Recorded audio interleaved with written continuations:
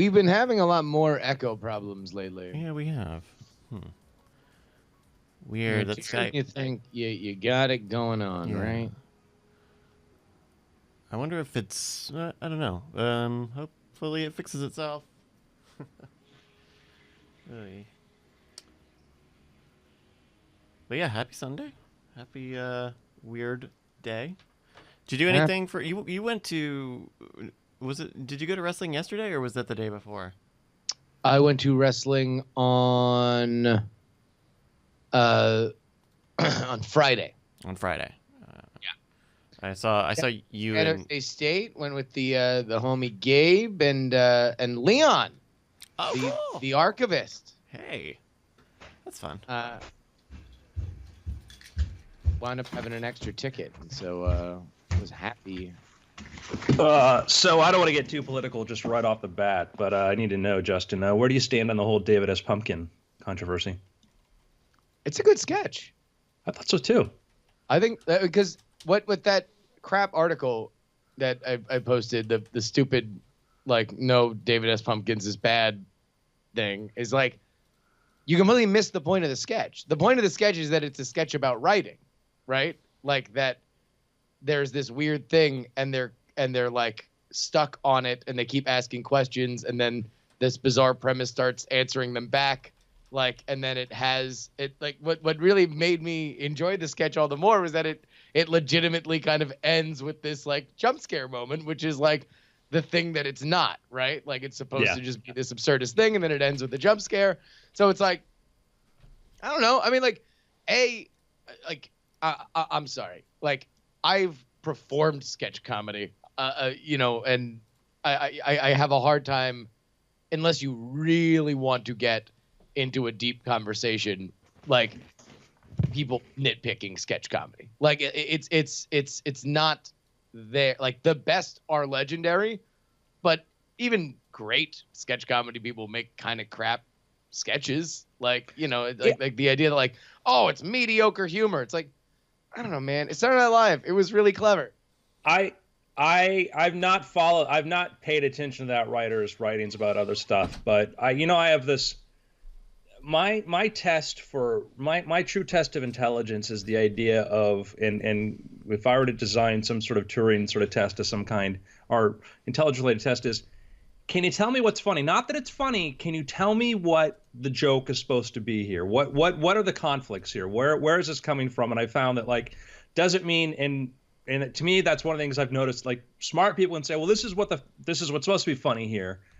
It doesn't make me laugh, but that doesn't mean it. But that means a lot of people who aren't smart will go, it's just dumb. It's just dumb. It's like, well, can you analyze this? And it's certainly for dimension intelligence, not overall. But I found that it's often I've seen people who have trouble. They can't tell you what they can't point to what the funny thing is or the thing that's supposed to be funny in it. Any questions? It was like for me, it was funny on so many levels, because it's it was one, it's a premise about like, we don't get the premise. We don't get it, which is funny about this repeated not getting it and being part of it. Two, I mean, it's, Tom Hanks doing some 80s style, what was the, everybody do the dinosaur or whatever, style. Oh, yeah. Kind of, it was just like, it was like hit on so many levels. But I think that the writer's problem, I think that what they thought the humor is supposed to be like, oh, it's Tom Hanks being wacky, so what? It's like, no, it's not. That's funny. That his wackiness, his sincerity is funny. His conviction of the character is funny, but that's not the point of the joke. I know. It's just one of those things where it's like, number one, headline, comedy subjective, person doesn't get joke. Like, it's like, okay, fine, that's cool. You're allowed to not get the joke. But I guess what I'm trying to say is like, I think that there are things where I can tell you what the joke is. I don't find it funny. Doesn't mean I don't get the joke. It just don't find it funny. Oh no, totally. I don't think it's that subjective. To be honest with you, I think it's far less. I think the effect of it can be subjective, but I think that you can sort of break down and go, oh, well, this is I mean, there's like, I get why people like Family Guy. I don't find Family Guy funny, but I get why people. Yeah, no, I mean, I again, but this is to me a second level conversation, right? like inherently, if you want to break down premises and writing and structure and everything, then you can have a conversation. But the thing is, that conversation in general is usually fairly boring and doesn't get as many clicks as like saying, hey, internet, the thing that you liked sucks. Here's 400 words. Yeah, it does. Hey, you guys ready to do a show? Yeah. I'm in. I'm in. I'm All right. in. Okay, let me do this. I don't have my iPad today, so I have to do hand notation on time codes. Ugh. Oh God. Ugh. Well, Let's the start suffering a never ends. Patreon for Bryce's pain. If you feel Buy me a Bryce's new pain. iPad.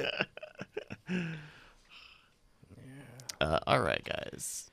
Take it away in 3, 2. Welcome to the Weird Things Podcast. I'm Andrew Main, joined by Justin Robert Young Hi, everybody. It's me, your old pal, Justin Robert Young.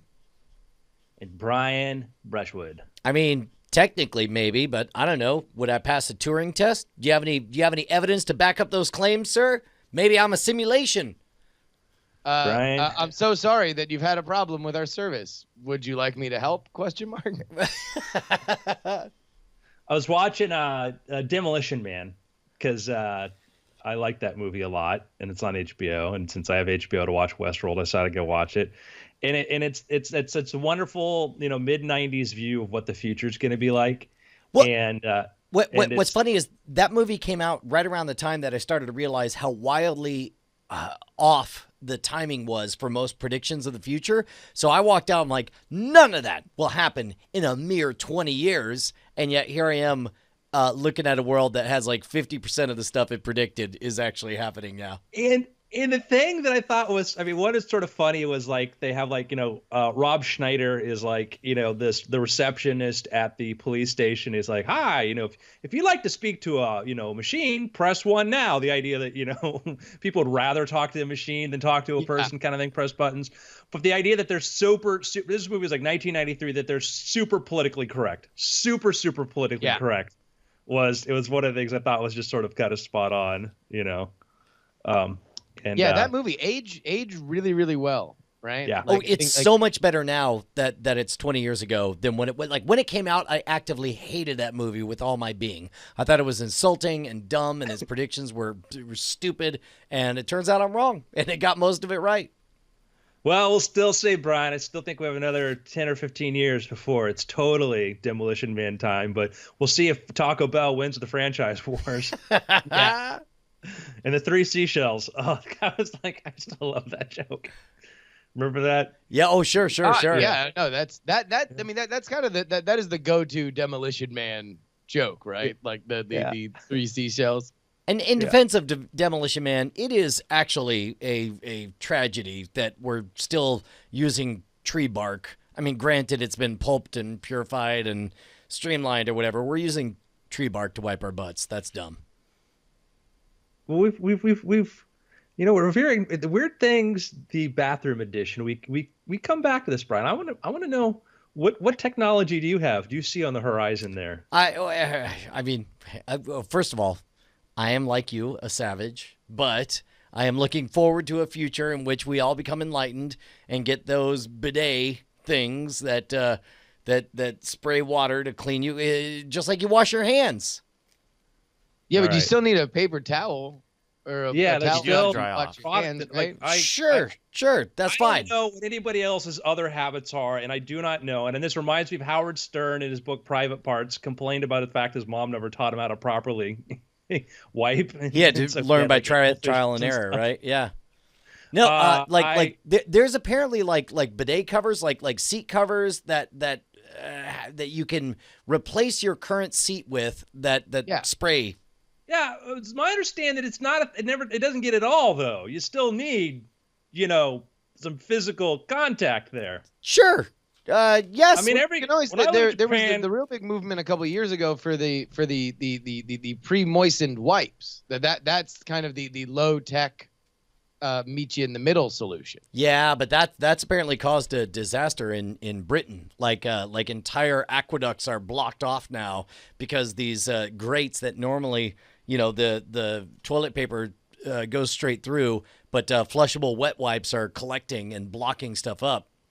Yeah, I think that's happening in New York. And also another converse problem is like in San Francisco, they had this big initiative to like reduce the amount of water they use in the toilet systems. And the sewage system was sort of dependent upon a certain amount of water going through there. And so they're having, and it's, you look at the amount of water they're able to save, it's like, 5 tanker truckfuls of water a day for a city that big. It's not that big of a deal. But the problem they're having now is they may have to rebuild the entire sewer system to handle the lack of water. Hey, come on. Our Andrew, me and yours adopted state, they're focused on the big things, which is why you need to read up on the not one but two ballot initiatives about plastic bags coming up in 9 days. Oh, jeez. Ha! Statewide ballot initiatives. That's it. I know. For California, the four biggest ballot initiatives are whether or not they're going to price fix drug purchases to the VFW, which the VFW is loudly against. 2 ballot initiatives on plastic bags, 2 ballot initiatives on weed, and whether or not porn stars will be mandated to use condoms and if people can sue them if they don't. Those are the big get out to the polls, kids in California. We got the big issues on the table this year. So I guess what you're saying is officially Demolition Man got it 100% right. Welcome to the future, people. Yes, totally. Waiting for Simon Phoenix to save us all from this misery. Gentlemen, let's turn our attention to the stars. Which is this about Brangelina and their split? It's Jimmy Stewart, Katharine Hepburn. The stars come out on weird things. Attention to a new study reports the findings of a specific modulation in about 234 of 2.5 million stars that observed during a survey. They found that a tiny fraction of them seemed to be behaving strangely. And according to the scientists who put out this paper, there is E.F. Bora and E. Trottier in their paper that there seems to be no apparent explanation for what's going on. They can't explain why these things are fluctuating within the conventional model of astronomy. So fluctuating in what way? So like when they go look at the measuring the response of the star, like, we look to see how the stars fluctuate, and that can tell us what planets are going around there. These are fluctuating in strange ways. It doesn't imply that there's planets going around them, that it's something else could be controlling the brightness. So this actually makes sense. Like let's say humanity became an extrasolar species, right? So we've moved and we've seeded 2 or 3 other stars. We know that our sun is not going to last forever, but around the time that we I don't know, get bored with Sol, instead we set up a bunch of platforms that basically have retracting and expanding mylar sheets fueled by the sun. So it's like it powers robots that open and close it. And so you essentially do like some galactic version of Morse code to where the brightness of the star, pulses, I don't know, let's say one, let's say each number or number of times of all the prime numbers up to 1,000 or whatever. So that basically it becomes this giant beacon that any other intelligent civilization could find and know, like, you don't get anything out of it outside of the fact of intelligent life exists here that understands math. Yeah, my guess my thing is, like, obviously we have the problem. We're trying to conceive of what a really advanced civilization would do from a early 21st century point of view. And Sure. So anything that we come up with is going to be, let alone the motivations of an entirely different alien species. There's that too. And I think there would be, I would say there's much more efficient ways to do this, directedly. I mean, that would, magnitudes of much smaller, more efficient ways to sort of send those signals. And the part of the argument here is it could be some sort of controlled fluctuation of that. So real quick, in defense of my stupid theory, it has the benefit of like you are correct. Like we may figure out like, oh, it's much more efficient to do infrared lasers in all directions or whatever. But like visible light has the potential to carry a signal to a pre-technological civilization. Like we knew what prime numbers were 2,000 or 3,000 years ago, in Greek philosophy and so on. And so it's like they could have pointed to a star that. I'm sorry. Go ahead. Yeah, your laser thing could do the same thing. I mean, if you're shooting a green laser at Earth, you would just anybody looking up and observing that with a telescope would see that thing. It's not assuming that you need to have a complicated receiver on the other end. I'm saying that trying to build a solar system-wide system of louvers to sort of signal, I don't know. I mean, I don't know. I genuinely don't know. I could conceive of like, well, there's a lot easier way to do it if you want to signal, and I can't even comprehend of. Who knows? They could have some advanced technology where somebody's pointed they've turned their sun into a Philips Galaxy and they're just flipping a switch. So, all right. So what are I guess, what again makes it proof that it's intelligent? Like that it seems like it's not naturally occurring? Like. Nothing is proof that it's intelligent, but the rate you're like, why are these stars fluctuating like that? We don't know. We don't know. And I'm gonna join this up with another article that came out, which is from the Universe Today, which is specifically narrowing down on a star known as Tabby star, which has been the one where they've talked about the thought that are they building a big Dyson sphere around this star, and because it fluctuates in a very strange way that doesn't seem to be likely because of planets or because the variability of a star. It doesn't fit any conventional model.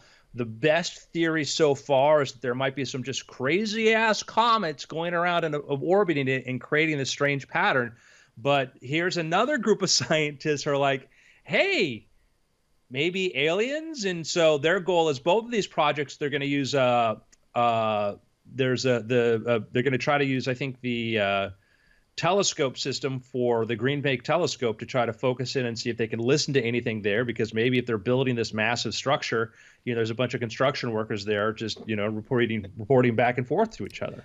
Hi ho. So one thing I don't think we've ever discussed on Weird Things is, Arthur C. Clarke said there's two possibilities. Either we're alone or there's advanced civilizations. Either one is terrifying. Yep. I don't think we've ever discussed the question of which would we vote for, because I've definitely evolved my position on it just over the 6 years that we've been doing this show. I vote for. Well, that gets into the problem, because if I say my inclinations, I want us to be the only intelligent species out here, which is sort of my only thing is then it becomes the question, well, why is that? Is it because there's some if I want us to be the only intelligent species out here, not because everything else kills itself off, but just because the likelihood of this happening is extremely low, or maybe just within our own galaxy, we're the only one in the galaxy. I would prefer that. So I'm for it if we're the one knocking on other people's doors. I'm less cool with it when they come knock on our door. I guess that's so funny, because I spent my entire childhood hoping that we would find other intelligent life, but then my whole adulthood thinking not that we're the only, but just that we're the first. Like, somebody's got to be first. It's like, why not us? How about we be first and we set the rules of this game going forward? When you're a kid, and and a lot of people, they have this scenario in their head that they think intelligent life is going to be this angelic version of us, that we're going to encounter these things that are, and then it's the opposite. It's like, oh, they're not out to kill us. Like, I don't think there is. I don't think they're out to necessarily kill us, but geez, we're not going to be on parity as far as technology. Likelihood is that, if it's already there and out there, it's way more advanced than we are and utterly alien to us. And it's not like, hey, I'm a Millhouse too. It may not recognize us. It's going to be so much more vastly different than we are that I don't know if it will be good. I'm also more worried about the germ thing. Like I just don't. It's like, let's say we meet that other angelic spacefaring race and we're all like, great, we're best friends. I feel cold. Like, there's just going to be some kind of, space germ that we can't shake and just wipes out half the planet. Yeah, I guess the best situation is like they're intelligent, but they're like silicon-based life forms or whatever, and as a result, none of their space bugs have any interest in our carbon-based biology. Yeah, but I mean, in an age of computer viruses and other systems that self-replicate outside of just conventional biological means, I don't know. I mean, I don't know where I draw that line. You take a thing, and still this is organic based, but like prions, which were a thing that like 20 years ago, we didn't even know what they were. And that's another kind of infectious agent. That's actually, spoiler alert, if you haven't read Kim Stanley Robinson's Aurora, which is a fantastic book. It's great. You should read it. But essentially, it's about a space ark that makes it to a distant, 3 or 4 light years away star, and it's like, here we are. We're the colonists. We grew up on the ark, and now we're here. And then they find out real fast that while there's no substantial life on the planet, it is infected with prions. These proto living things that are super small and find nothing more attractive than, the ability to live, thrive, and survive inside a human body, which is unfortunate because then you got to turn around and come back.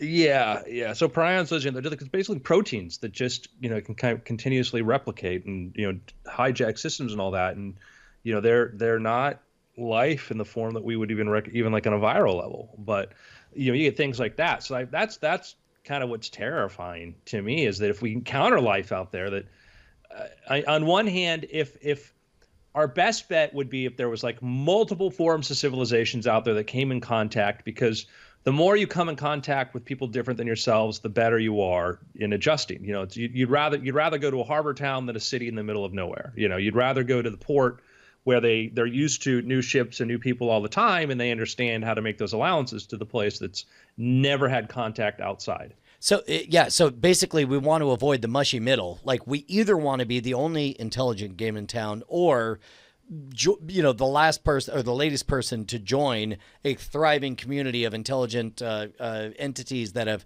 figured out how to trade and collaborate with each other. What we don't want is to find another one of us. Because if there's one thing of us we know, it's that we go to war and destroy the other.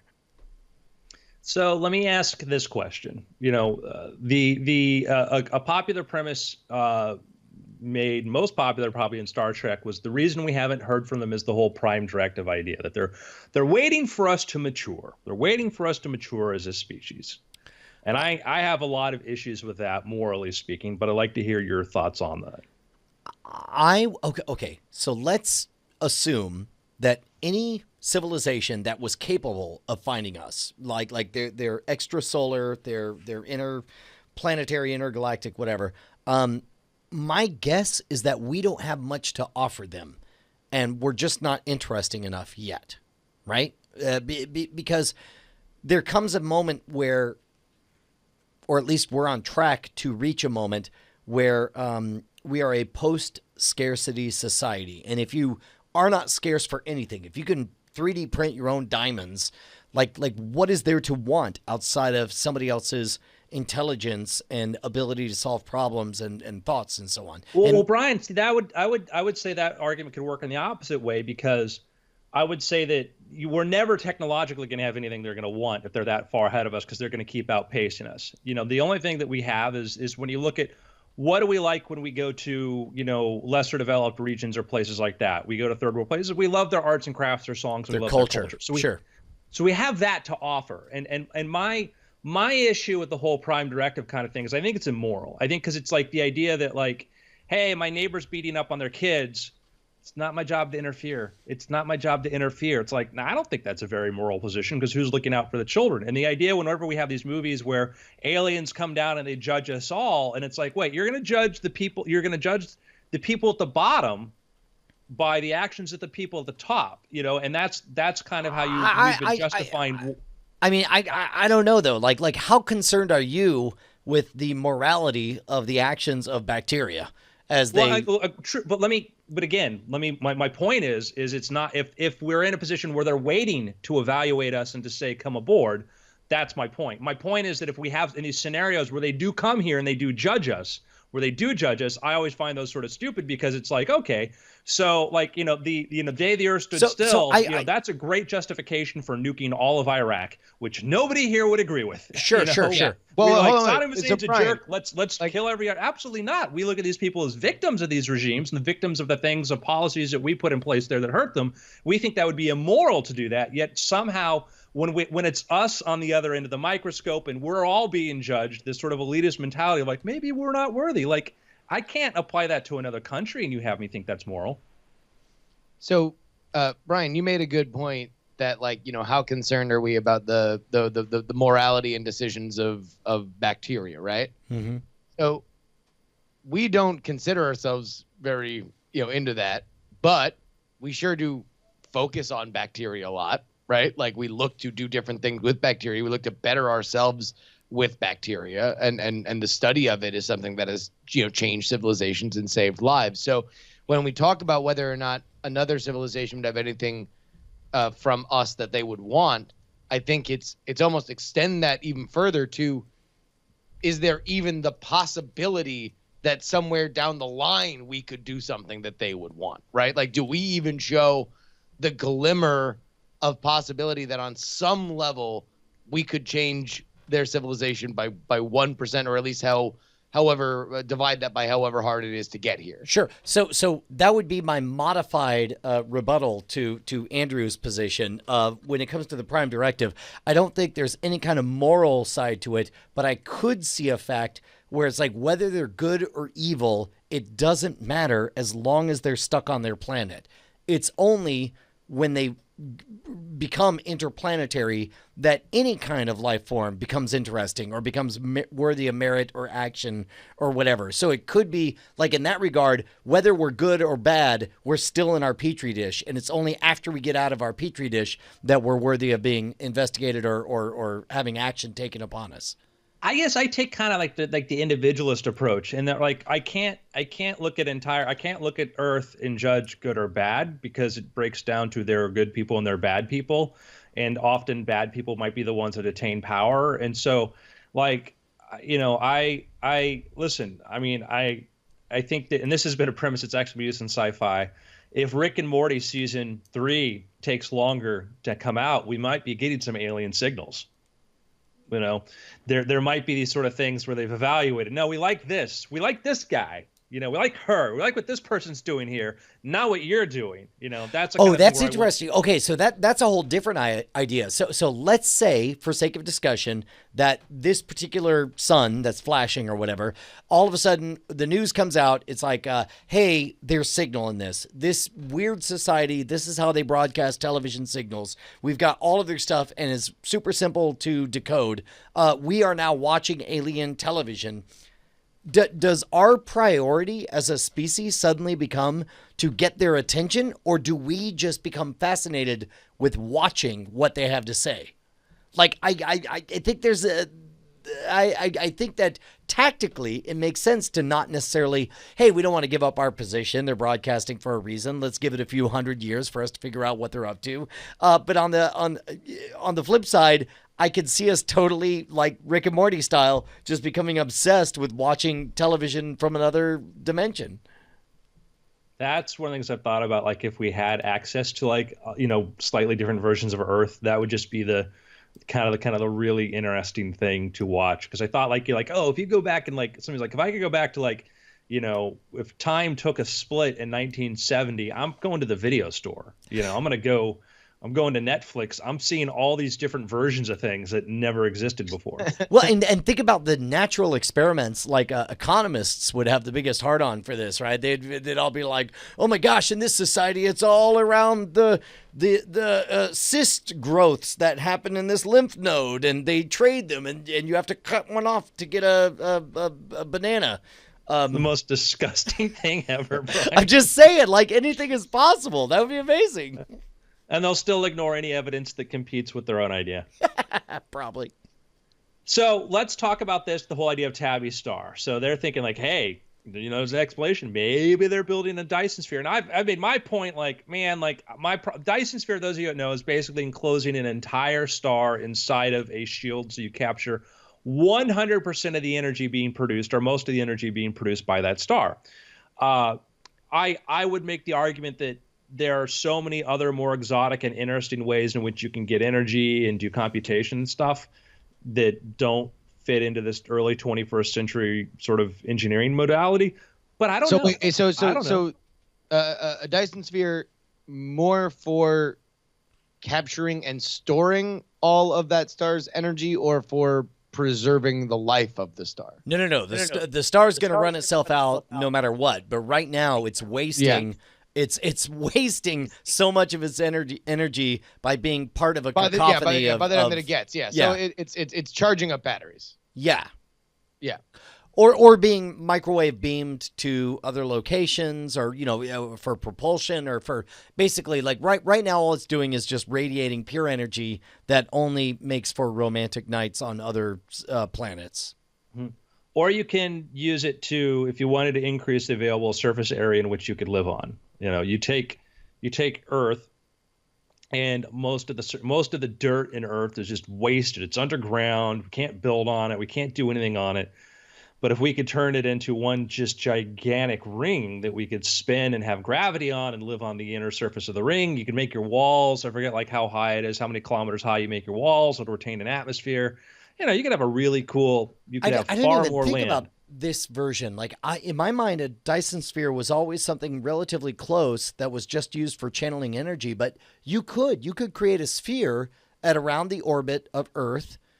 Maybe a little bit narrower, so you'd have more energy to have propulsion or whatever to spin it to create artificial gravity. But you could create, a massive Earth to You'd be living on the inside. It'd be a hollow Earth. Yeah. Correct. Wow, that's amazing. That was actually Star Trek, the Next Generation episode. They ran into Scotty on the inside of a Dyson sphere. What? Yep. But yeah, and that's the Larry Niven's Ring World was based upon the idea of what if you just built a ring instead of a sphere, and there are some certain physics sort of issues there, but ultimately it was a neat idea of just doing that. If you took all of the matter in our solar system that wasn't a major moon or planet, and you turned it into spinning little rings or that you could put life inside of, you would have enough surface area for 1 million Earths. Yeah. It's one of those things where it's like, by the numbers. Yeah, I don't want to get political. Never mind. But from an environmental impact status, I understand the whole let's preserve our petri dish. But when you break away from that paradigm, when you start to think of like what is possible in flat out terms of how much energy do we have, how much mass do we have, and once you in your mind assume robots do all of the heavy lifting, all the stuff we don't want to do, there's some astonishing possibilities that become available. Oh, for sure. And it's an exciting time to be alive. There was an article, which I won't link to because it didn't actually have a source on it, but it just reiterates one of Jeff Bezos, founder of Amazon, a guy worth around $70 billion. His, what he wants to accomplish before he dies is making humans, live in space. Millions of people living and working in space. He wants to move heavy industry into space. He wants to do all these sorts of things. And so when you start thinking about, okay, once we're able to build, and we're already working on robots and devices to go to asteroids and try to figure out how to mine them. Once they're using those materials to mine and to build things out of, I look at Dubai, look at these where we're building entire islands and artificial structures and building massive things. The future is not just a few percentage points bigger than us, even within the next 50 years. Just to take a 50-year time frame where we came in the last 50 years, imagine where we're going to be at that point, technologically, massive construction-wise, whatever, and who knows? Yeah, that's a weird thing to wrap my mind around. It's like we're already in a case where information is freely exchanged, orders of magnitude before or above what it was when we were 7 years old or whatever. I think about what it's going to be like for my 8-year-old daughter when she's 90. Like, everything is going to be free. It's going to be robots making everything, 3D printing everything. Anything that the most valuable commodity will be somebody who can dream bigger than the other guy, I assume. I can't even wrap my head around it. I'm excited, and I think these things happen fast. I went to the other night. I was at the Space Tourism Society dinner, which was interesting, and this was a society that formed like 20 years ago. Really, really neat group of people who are dedicated to the idea of space tourism. Now, I'm much more into the research and R&D aspects of space exploration and space development. But it was interesting to be around a group of people that started in, the mid 1990s with the idea of what if, we can become a space tourism society, and to understand why they formed when they did in the mid 1990s. There were projects, there were single stage to orbit projects like the Delta Clipper, the DCX project, which one of the people there was one of the researchers who involved in that. And they showed some video. And I don't know if you guys remember do you remember the DCX thing? This is the McDonnell Douglas project. No. And so what it was a single stage to orbit vehicle. The plan was to build this thing, and they got as far as testing phases and stuff. And there's some video we're watching right now. And this is 20 years ago. This is pre-Blue Origin. This is pre-SpaceX. And they were working on developing a system. This was a scaled down, like a 1/3 scale version. And the goal was eventually to make a full scale version that could go all the way to orbit. There was a lot of engineering problems in the idea that there may have been things you just could not reduce, which is reduce as far as your mass and what you would need. But this is why SpaceX is using boosters with ships on top of it or payloads on top of it. But it's a very interesting technology. But there's a group formed in the 1990s. It's been getting together now for 20 years and talking about and trying to promote the idea of space tourism. And for them, now they feel like is a very exciting point because you have between SpaceX and Blue Origin is a very exciting thing. Somebody pointed out, they said one of the legs failed to deploy and it fell over. Actually, that's not what happened. They failed to install the leg. What? So it had these landing legs. And on the last mission, I guess it went over, I forgot, it was under NASA's project at that point. The engineer responsible for the landing leg, it was not inside of, there was actually no landing leg in there. So when they went to go land the thing, it just toppled over and blew up.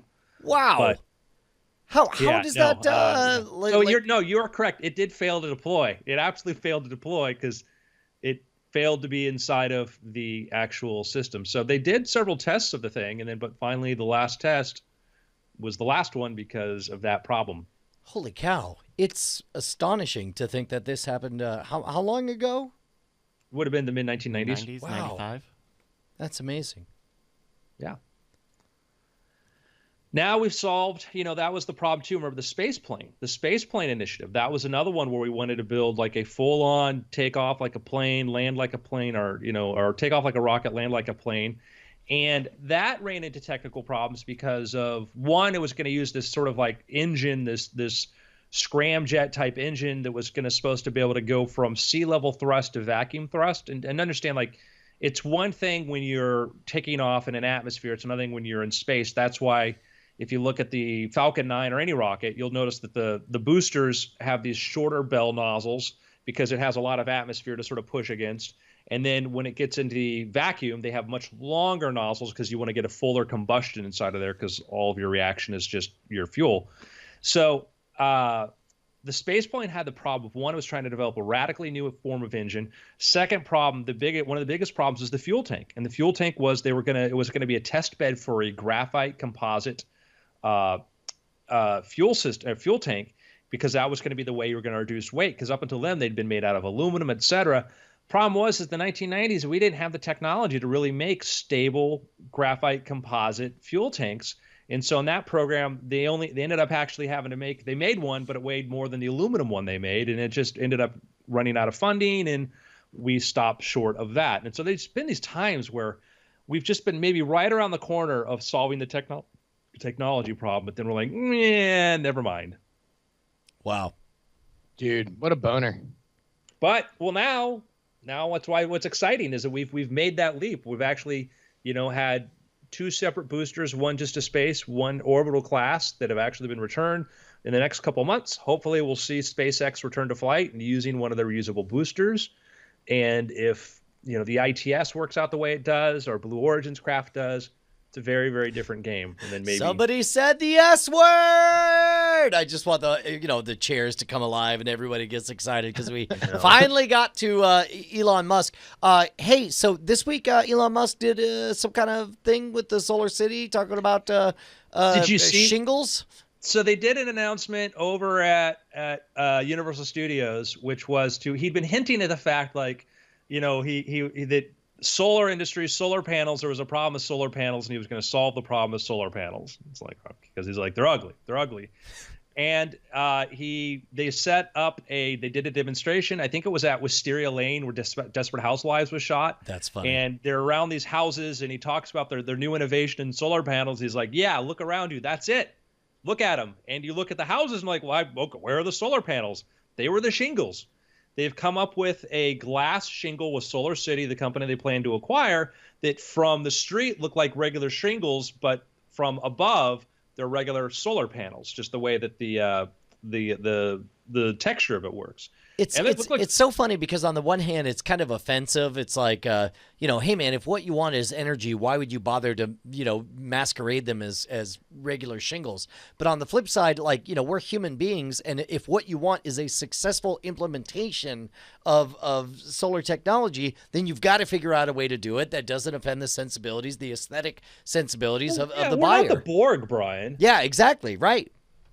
So they came out with different ones. They have ones that look like Spanish tile. Like the curved tiles and stuff. They have ones that look like, all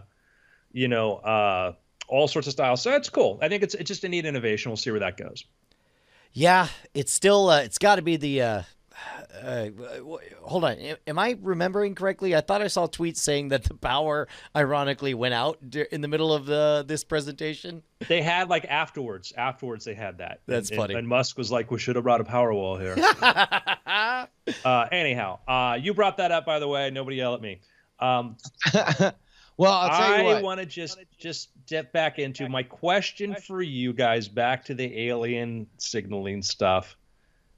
Should we or should we not? Let's say we find candidate stars where we think there could be life there, intelligent life. Should we be trying to signal them or not?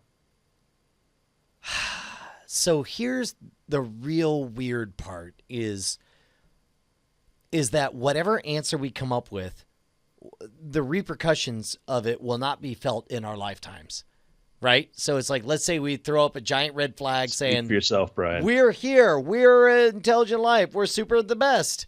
Then it's going to be our great-grandchildren that are going to have to deal with the invading force afterwards, not us. So that kind of skews it, and that makes me want to be kind of reckless. It makes, like, my gut says, let everyone know we're here. I thought you were going to go the other way. Yeah, I'm not going to be responsible. I thought you, as the only dude with kids, would be like, it makes me think twice about wanting to signal them. But no, you're like, now's the time. We don't got to pay this bill. Shots.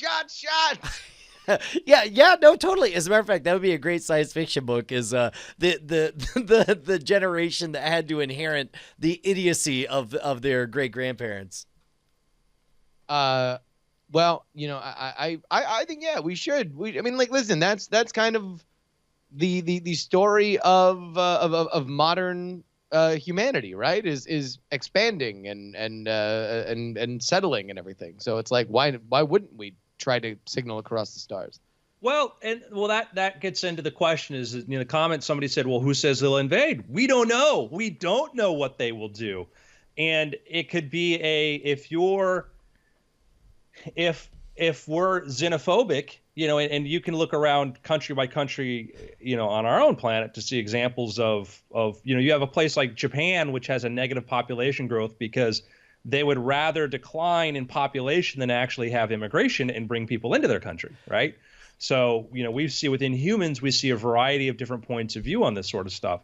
So I wonder, we don't know their intentions. And that's the thing, is to say, if we signal it, we'll assume for the best intentions. I don't know if that's the right thing. And also, but we could say it could be a long time before we ever reach them. Like, we have the technology right now to send stuff, 20% the speed of light using Project Starshot. So if we found that there was 10 light years away, we found that there was, life there, and we were scared by it, we're xenophobic by it or whatever, we could put a very, very small payload and shoot it right at their planet with, some sort of, every biological agent or whatever things that we want, and we'll figure out how it can, handle deceleration. But we could do things. We could do things now. So, well, I'll tell you something that you can do right now. You could go right now to patreon.com/weirdthings and support this very show.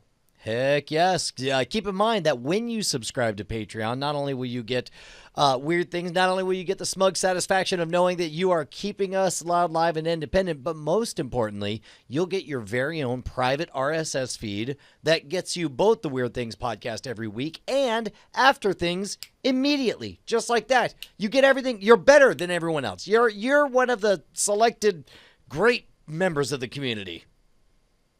Yeah. You might think that you wouldn't be, but you are. If you only give whatever you would like to patreon.com/weirdthings, making sure that we are here each and every week talking about the same kind of stuff that we've been talking about today. And for the last, geez, how long has this show been going on, right? 6 years, 7 years? 7 years, 6 years. 6 years? That's a lot of weird things, my friends. That's what I say. We've been doing it for you.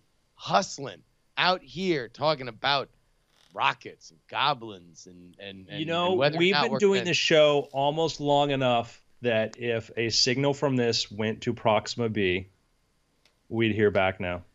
As a matter of fact, we have the angry email right here. Dear Weird Things, you guys used to be great, but now you've gone to crap. Let me tell you about space It would elevators. be the most legendary new phone who dis of all time.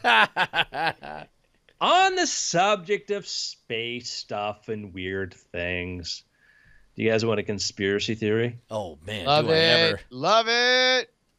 So, Max Spears is a UFO researcher who's been done a lot of talk as far as, talks and stuff and different kinds of are they here? Are we keeping it a secret? What's the government up to? Whatever. Sent a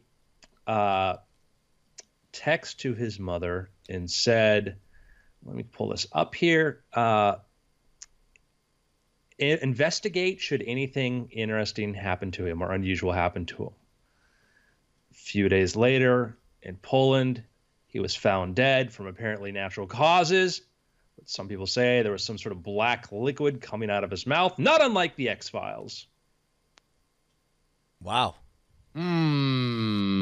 So did she investigate?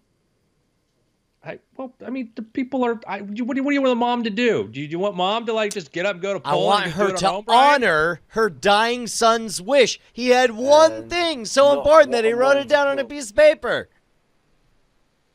Your son is a very fit man. All I have is death certificate from Polish authorities that came from natural causes, but no postmortem was done, so how can they tell that? They're also refusing to release any paperwork to me because absurdly, I don't have his written permission. So. Man, I think some sheriff's got to go up in there and see whether or not his corpse is stuffed with cotton. We gotta. This seems like a cover up. That was the weakest and yet also the best part of Stranger Things. The idea that he just punched his way into a government facility and then stabbed a fake kid and ripped open the cotton body, and then and then woke up and well, I guess I'm back in my trailer. Oh well. Thought it was part of the grander plan. But yeah. So there you go. We'll more on this story as it develops. So listen, let's categorically say here what's that? Follow the money. Who would stand to gain by murdering Max Spears? I just want to reiterate that we don't believe in aliens and we don't believe there's a government conspiracy. Yeah. We also don't dispute the possibility of those things. Brian. We officially do not believe that there is. He's not on target here. He's not getting it. No, you can't. It's kitchen's a little hot, Brian. We might have before. Watch me, Brian. Watch my lips. Yeah. We don't believe in anything, and we know there's no government conspiracy. Is there something in your eye? I'm not. My point is because I think there's aliens all around us. I think that. Brian was another hilarious Jake by Brian. I'm trying to get to the bottom of this now that I think about it. It's this seems like this is weird. We should investigate.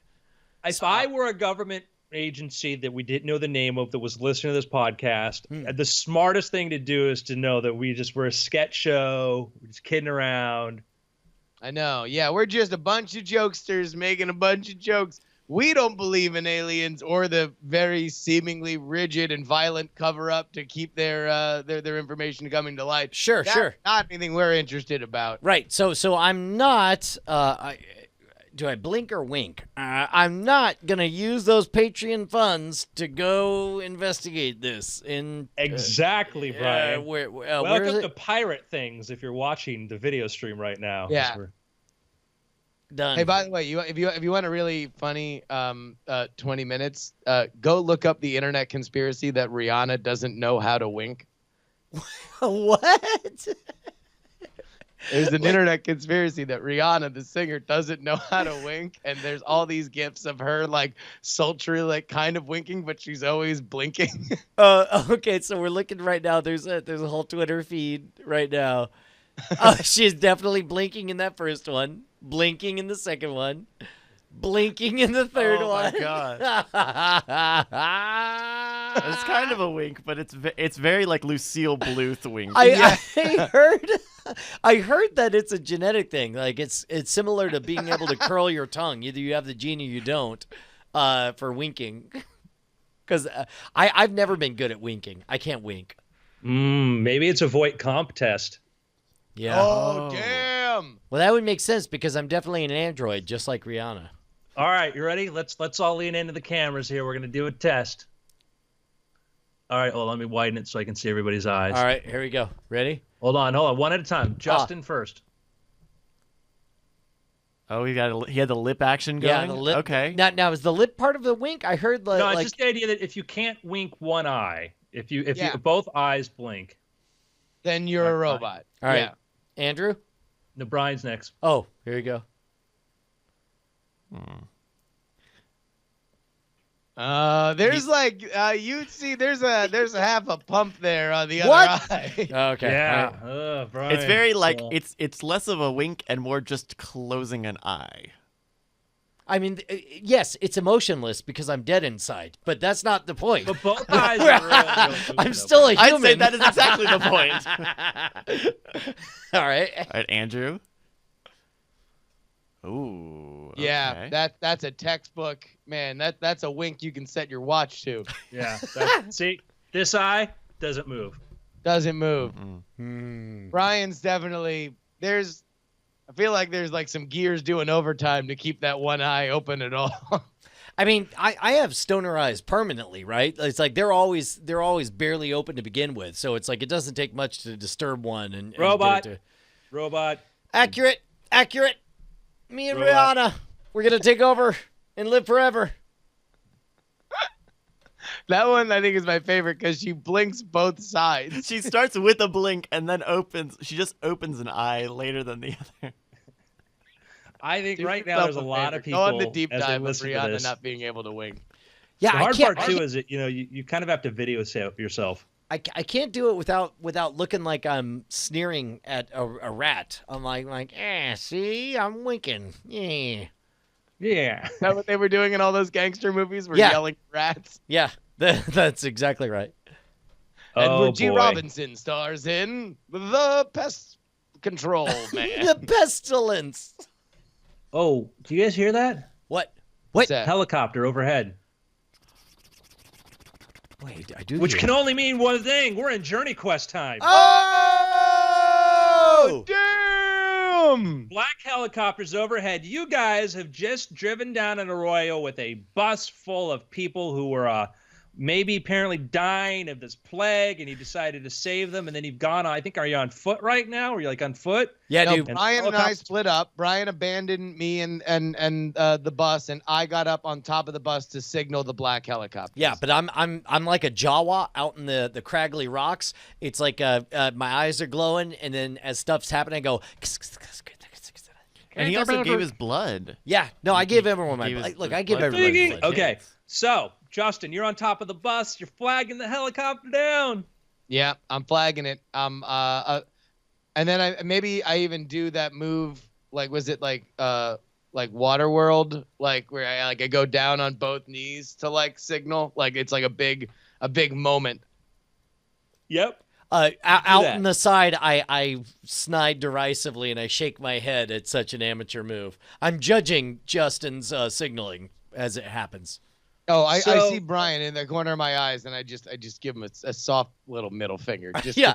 you're such a sellout. You're a I, sellout. I chuckle quietly and then and smug in my satisfaction from the periphery. Good, go die in the desert. Go die in the desert. I'm really Okay, excited for you to I die point. in the I desert. stand up and I point out to the world that you're not supposed to be acknowledging me, Justin. You're supposed to be flagging down that helicopter. But then I duck Okay. down really fast because I don't want them to see me.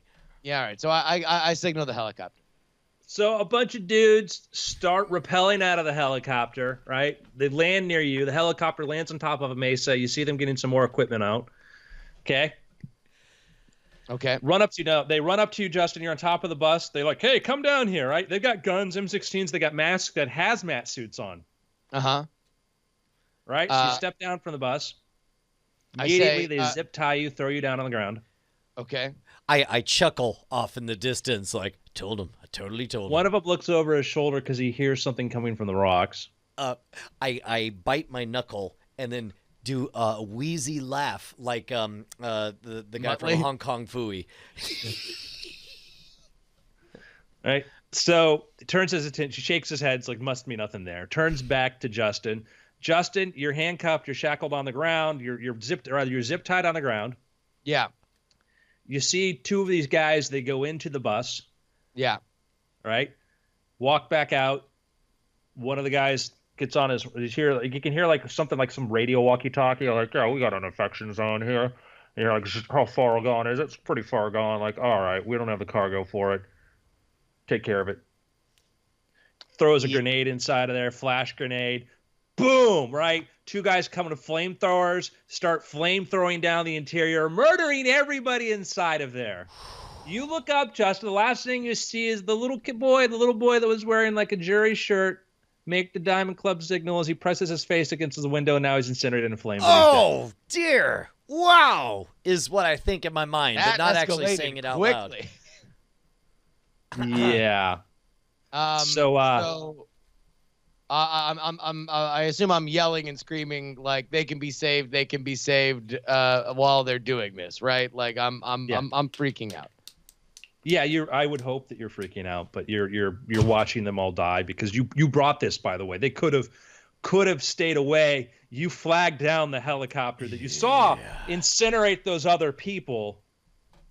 All right, so off on the sides, I turn to the camera and I say, "Well, I guess it's time for me to clean up again." The camera, Brian thinks, is always following him. Yes, by the way, correct, just so you know. correct. Whether it's there or not, but the important thing is I start to formulate a plan to how to rescue Justin Robert Young. It's surrounded by a bunch of dudes in suits right now. Some of the head dude, the one that called in for the incineration of the bus. Now you can smell like they're burning flesh. By the way, Justin. Oh, good God. Yeah. The most perverse part is that it actually kind of makes you hungry. It reminds you of how long it's been since you've eaten because it does smell like long pork. So I'm screaming and yelling. I'm like, you murderers! You murdered them! All of them! They were able to be saved, and you murdered them. Okay, so there's a gag Andrew, in your mouth. I peek over the rock and I try to make an assessment of how many people there are. How many figures are there? 6 dudes surrounding Justin, fully armed with flamethrowers. Okay, great. They all only have flamethrowers, as best I could tell. No, I mean they have rifles too. Okay, all right, that's good to know. 6 of them. One of them's got a really sharp knife too. Is anybody in the helicopter right now? Yeah, the helicopter's up above. There's like two pilots in the helicopter. So they right now. drop down out of the helicopter. Yeah, and the helicopter landed on top of the cliff above Okay, you. let me scan around. See, do they all have CB radios or? Inside their suits, inside their helmets. Oh yeah, that sounds complicated. Maybe if I was able to get one of them. All right, I kind of scurry around to the side, trying to see if maybe one of them is separated from the pack. Is one separated from the pack, or they're all? No, Brian. No, Brian. All right, I start screaming for I need to talk to somebody here. Those kids were under my supervision, and you murdered them. I need to talk to somebody who's in charge here. Who the hell? What the hell are you guys doing? Gag in your mouth. Lead dudes walk you over. I say that through a gag. You get kicked in the stomach. Lead guy walks over to you, motions to somebody who comes over with a med kit. They take a syringe, they jab it in your arm. Pull out the sample. See them put it at some sort of test. Right? Somebody's got a gun to your head, like just a gun, like, and it's got like a splatter guard too, which is good. Like, it's one of those things you got to think about. A gun with a splatter movies. guard? Well, like, if you're gonna go kill around zombies, things are infected. You want to put like something like in front of like near the muzzle, so that if there's any sort of spray back. Huh. So you're not getting it right in your mouth when you're shooting at close range. Yeah, you know what I'm saying? That makes sense, right? Okay, Yeah. I take my inventory. What do I have on me again? I think you have a pocket knife. Yeah. All right, that's not. Got a that's not Dunkin' great. Donuts napkin. Yeah, that was some good Dunkin' Donuts though. Yeah. Messages notwithstanding. Okay, so am I able to see Justin? Can he see me? You can see Justin. He can see you out of the corner of his eye. Okay. Yeah. So By the way, through my zip ties that are securing my hands in the back, I make sure that I tilt my body so Brian can see me flipping him off. Yes. With my hands in the zip ties. Okay, so I wave at Justin to get his attention, hopefully him being the only one. And the moment I catch his eye, I turn my wave into the middle finger. And then I do a mock laugh to show that it was a joke. But then I show him two fingers. I do a loop around gesture. And then I do like 3 karate chops and a tomahawk. And then what looks like a bus going into a mountain gesture with my hands, and then I make an explosion gesture, and then Next I nod. time on Journey Quest, Brian's sand signal finally rounds into form. and then you turn around and somebody's got a gun to your head, Brian. Doggone it. And then so I hold up a hand as if gesturing him to please not interrupt my conversation, and I turn back to Justin. And then you get a rifle butt to the back of the head. Okay, all right. So I didn't get to finish it. That's fine. And you wake up zip-tied on the ground next to Justin. Upon waking up, I lean over to Justin and say, I was trying to say I had this whole plan. I was going to loop around and... I hate you so much. There's no words I could use to describe how much you are. For the record, I was against the flagging down of the enemy. Can we just agree they're the enemy, right? We went into a dead end where it was either we go and kill ourselves because we are going to be walking with a bunch of diseased children through the desert, or we flagged out. We took a chance on the people that had just killed our enemies. We could have been Brian, kings. just you and me talk for a moment here. Sure. I go into a moment of silent prayer, and I pray to my God, Andrew. Andrew, give me guidance. Listen, I would have thought you would be the amoral one here, but I'm getting the feeling that if Justin had written Diary of Anne Frank, it would have been a much shorter book. Thank you. Great God, Andrew, for agreeing with me. All right, so I go back to Justin. I'm like, look, man, how are we going to get out of this thing? I mean, we got to, it would you help have gags to know. in your mouth, but because for some reason you have experience with gags in your mouth, you can actually understand each other. We don't want to know why. Sure. Well, I communicate mainly by winking and blinking in various intervals. that relies on our old wink and blink code that we came up with in 2008. I mean, I think part of it is figuring out what these people, what these people want and who they are. We got to find the soft spot of us being able to get out, and then hopefully we can steal some sort of weapon or provision and get the hell out of here. All right. Do we know what they want? Have you talked to them at all? No one's. They just found out I was clean because they ran a sample of my blood. So real quick, I turn and I say, "Excuse me, can we please talk?" They look at your. They've drawn a blood sample from you. They look at it, and they're like, "All right." They take the gag off your mouth. Thank you. Hi, I'm Brian. This is my associate, Justin. We're not from around here. It seems as though, hilarious misunderstanding, we seem to have been scooped up, and I guess you guys hate school as much as we did when we were kids, and you took out that school bus, and so we don't work for the school district. We're not part of this at all. We'd love to be on our way. Hey, Dr. Edmonds, is this sort of delusional speak perhaps a symptom we're not aware of? Would you recommend that perhaps we just terminate now? Justin, I'm not getting through. Can you give me a hand? Wait, do I have my gag out of my mouth?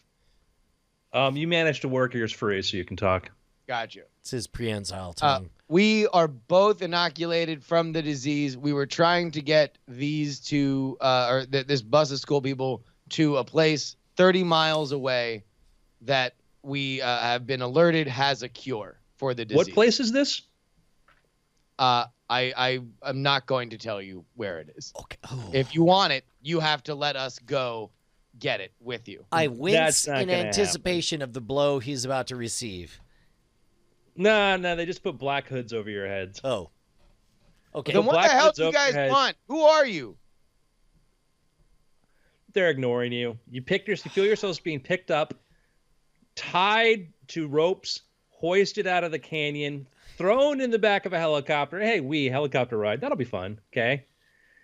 And next thing you know, you're slid inside of body bags. Okay. With vents, though. So you can struggle all you want. You're still stuck inside of a bag. Okay.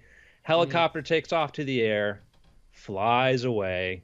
Well, with you in it, you hear the whoop, whoop, whoop sound. Maybe 20, 30 minutes later, helicopter lands, can't see anything. All you feel is a sensation of landing. Somebody grabs your bag, drags you out of the helicopter, throws you down onto the ground, onto some sort of hard tarmac. And you hear another thud, and you guys realize that maybe you're next to each other, and you sort of inchworm next to each other, and you can talk through the bags. All right. So obviously we're here to either be imprisoned or to talk to somebody. Otherwise, we'd be dead. They barbecued a bunch of children, so they obviously don't have a problem with killing people. The only people that they're leaving alive are people that they either want permanently out of the way that they might be able to use later, or they want information out of now. Hey, Justin, have you considered another possibility? What's that? Maybe they recognized us and they realized we're the last podcast on Earth, and maybe they're fans. I mean, number one, in this journey, we've run into a surprising amount of fans. It is sort of shocking how many people have our merch. I mean, that's what I'm saying. Are you feeling it? It could very well be. No, Brian, I'm not getting excited for a potential celebrity moment. Okay, look. You hear a voice say, "Oh my God, Bri? Justin?" I pump my fist inside my body bag, so it makes it look like I'm jerking off to the outside world, but really I'm just celebrating how right I was. I give Brian a withering +1. You're both inside of bags, can't see each other, but there you are. You hear, "Hey, did they get you guys too?" It depends. Oh, God damn it. This isn't somebody who has any authority. We're in a pen with other weirdos. Do you know what's going on here, guys? Who is this? My name's Joe. Joe? How do we know Yeah, you, I'm Joe? a Patreon supporter. I've met 3 other Patreon supporters here, by the way, who survived the plague. Man, Is there a reason why? Yeah. Oh, Wait a minute. hold on. Wait a minute, Justin. Could it be that our podcast somehow has protected, shielded people from the apocalypse? I mean, Brian, what part of our podcast would have inoculated people from a disease like that? Well, if it was a disease that attacked people who had certain thought patterns, most certainly we've affected other people's thought patterns. That's the stupidest idea I've ever heard, but I'm still a big fan. I mean, Brian, I was more thinking along the lines of the time in which we actually created something that a lot of our fans physically ingested. Oh my God. Wait, is it only people who drank Ruinum that are immune? I mean, if we're gonna think of a physical and some physical thing, like that would be it, right? I mean, not like we sold cookies. We created a wine brandy cocktail that many of our fans bought and drank. All right, I've got nothing better to work on, so provisionally, let's just heavy accept that. footsteps, thump, thump, thump, thump, thump. All right, thump. I was like, pretend to be dead, Quiet Justin. over there. And What? then the voice goes, "Hey guys, so do you know how we?" Boom! You hear an exploding gunshot. I'm very quiet and very still. Shh, like a church mouse. I whisper at Justin, "Why did you say that out loud? He's right there. He can hear us." Also, church mouses, are they particularly quiet? Is that a thing? Yes. Did they kill Brian? Justin, do you need somebody else for the podcast? No, Brian's not dead. Everyone needs to shut up. They're shooting people who talk. Shh. All right, guys, seriously, everybody, Boom! shush. Be cool. Somebody else just got wasted. Okay. For real, this is not meant to stir conversation. Shut up, everybody. I'm not listen, talking like what he said, guys. I'm serious. I'm throwing my support right behind Justin. Listen, if we pretend to be dead, maybe they'll forget which ones they killed and which ones they didn't, and then they'll think that we're dead. Voice says, "We've only got room for 5 on the car. What do we do with the rest? Keep shooting them." Okay, so I sit up straight in my body bag, and I jump up, and I begin to bounce feet to Bam! You get shot in the chest, Brian. feet. Damn. Oh my God! I guess I can't talk. I got shot in the chest. You could probably scream. Ah! Yeah, the chest. But it is, we were supposed to save that one, but he wouldn't shut up. Bring him to the med clinic. It hurts very badly. Very bad. If he keeps talking, put one in the head. I've never been shot before. I didn't You realize. mean shoot him in the head now? One time we did a Modern Rogue episode with Brian, pepper shut spray. up! Shut up! Bam! This is Brian so much shot, worse. Brian's dead. God damn it.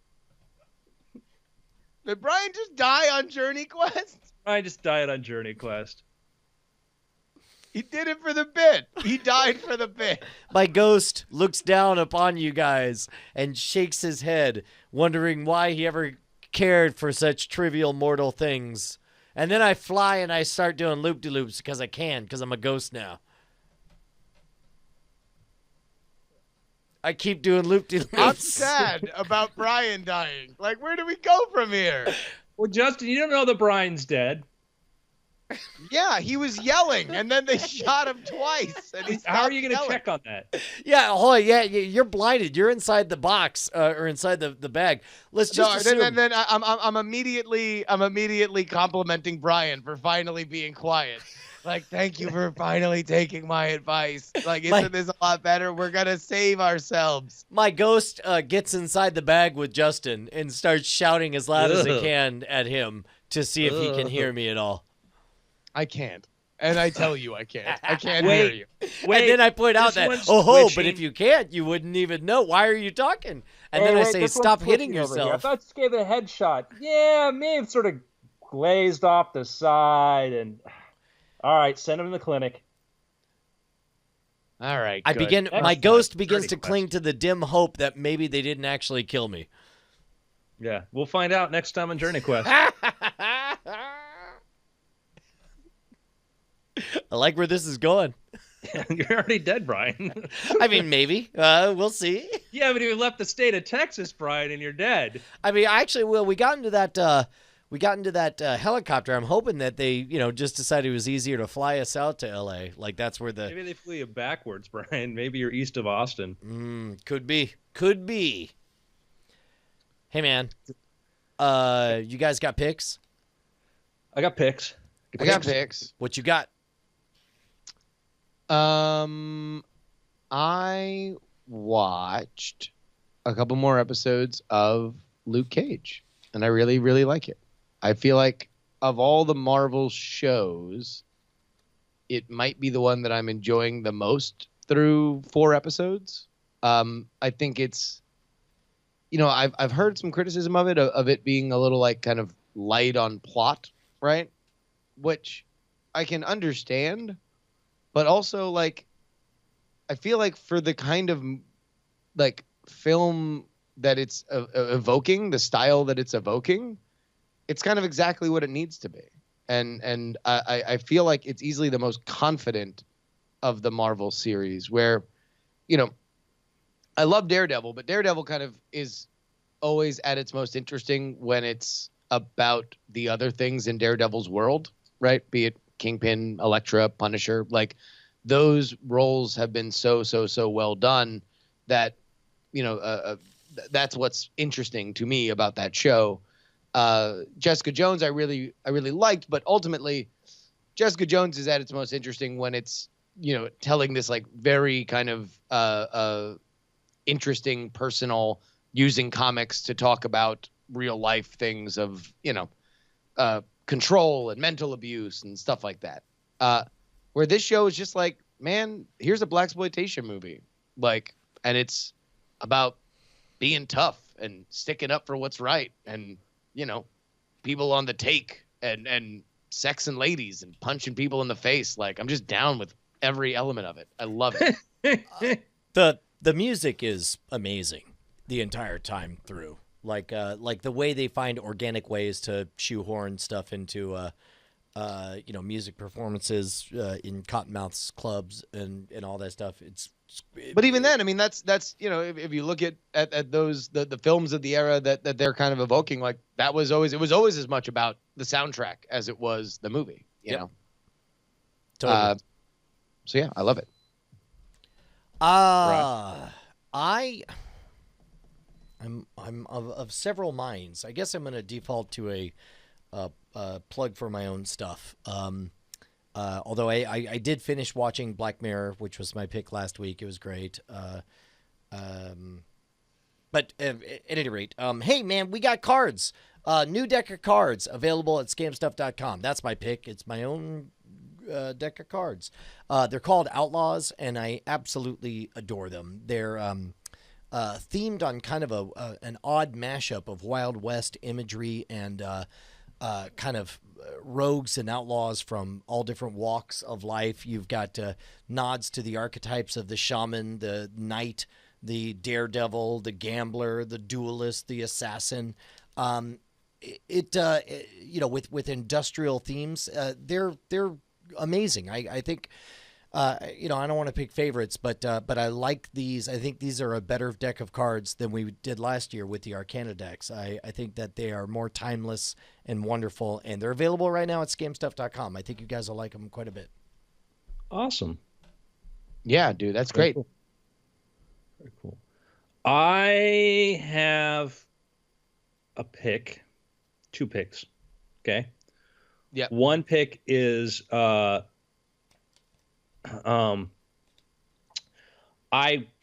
up. Goosebumps the movie. I saw Goosebumps the movie in the theater and really loved it. And I think it's a fun movie. So if you're looking for some Halloween fun movie, again, I recommend Goosebumps, and it's on Netflix right now. So I thought it was very well written.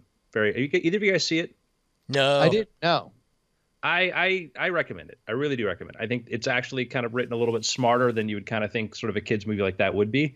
And I thought that it was just all over fun. My other pick is I am almost all the way through and having rewatched the first 4 episodes of Westworld. And it's one of those things where it's one thing when you try to evaluate something on an episode by episode basis. And as we've learned in the world of Netflix, when you're able to binge watch or look at things in mass, it's a different experience. And it's one of the reasons why I think sometimes critical reactions are different than public reactions, because critics often get the first few episodes to screen and they watch it like that, versus we often just get doled stuff out one by one. I found it to be very rewatchable, very rewatchable. Like, I love Game of Thrones, but Game of Thrones isn't as rewatchable to me as it should be. Versus I'm going to rewatch the end of last week's episode before watching tonight's episode. I think that Jonathan Nolan and I think it's Lisa Joy, his wife, I think they've written something that it's hard to get through what may be the network saying we need this versus the narrative they're trying to tell. But I think there really is a very deep and interesting narrative there. And I think some of the fan theories out there are absolutely just stupid. But some are good, so some interesting. So anyhow, I'm also recommending Westworld again. Yeah. Dude, it's great. Like, it's outside of weird things, it's my second favorite thing about Sundays. Very cool. Gentlemen, it's been weird.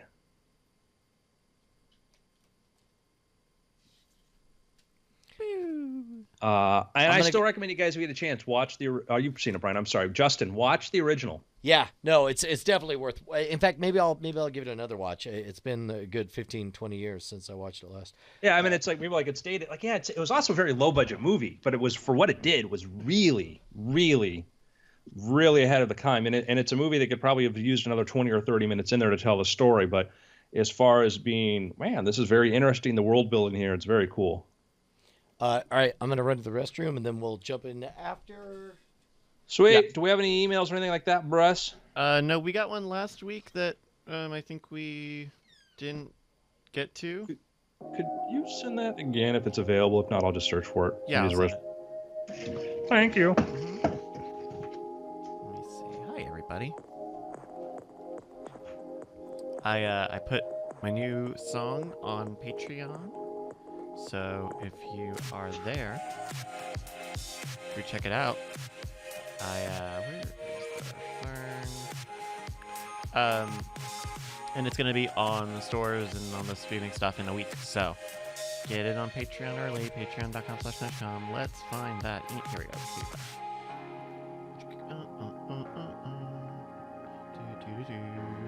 I'm gonna hit the forward button. Yeah. So I finished that up, and then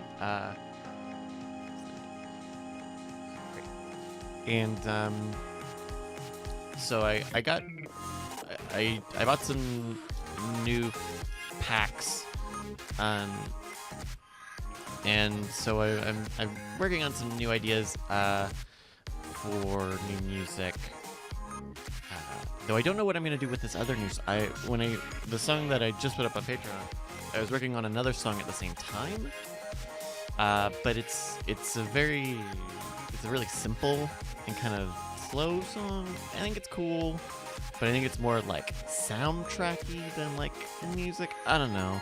I'm thinking about maybe just putting that out for free, because when I work on music and stuff, like the most effective thing for me to do is to actually keep bouncing back and forth between two songs. And I don't know if that's something people normally find in other mediums, of just like starting on one thing, getting a little bit of a flow, and once you start to feel it like stall a bit, come back and start working on the other thing and try to keep the momentum up. But so I don't know what I'll do with that other one.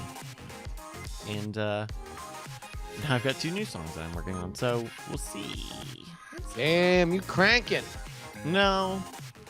I mean, I'm starting. I'm always like I've got like a million demos and things that I've started, but it's always like taking it out of like that spot of like having a nice little loop and making that into a full size thing. That's like almost always my reason why I will stop something, is if I can't make anything larger out of it. Gotcha.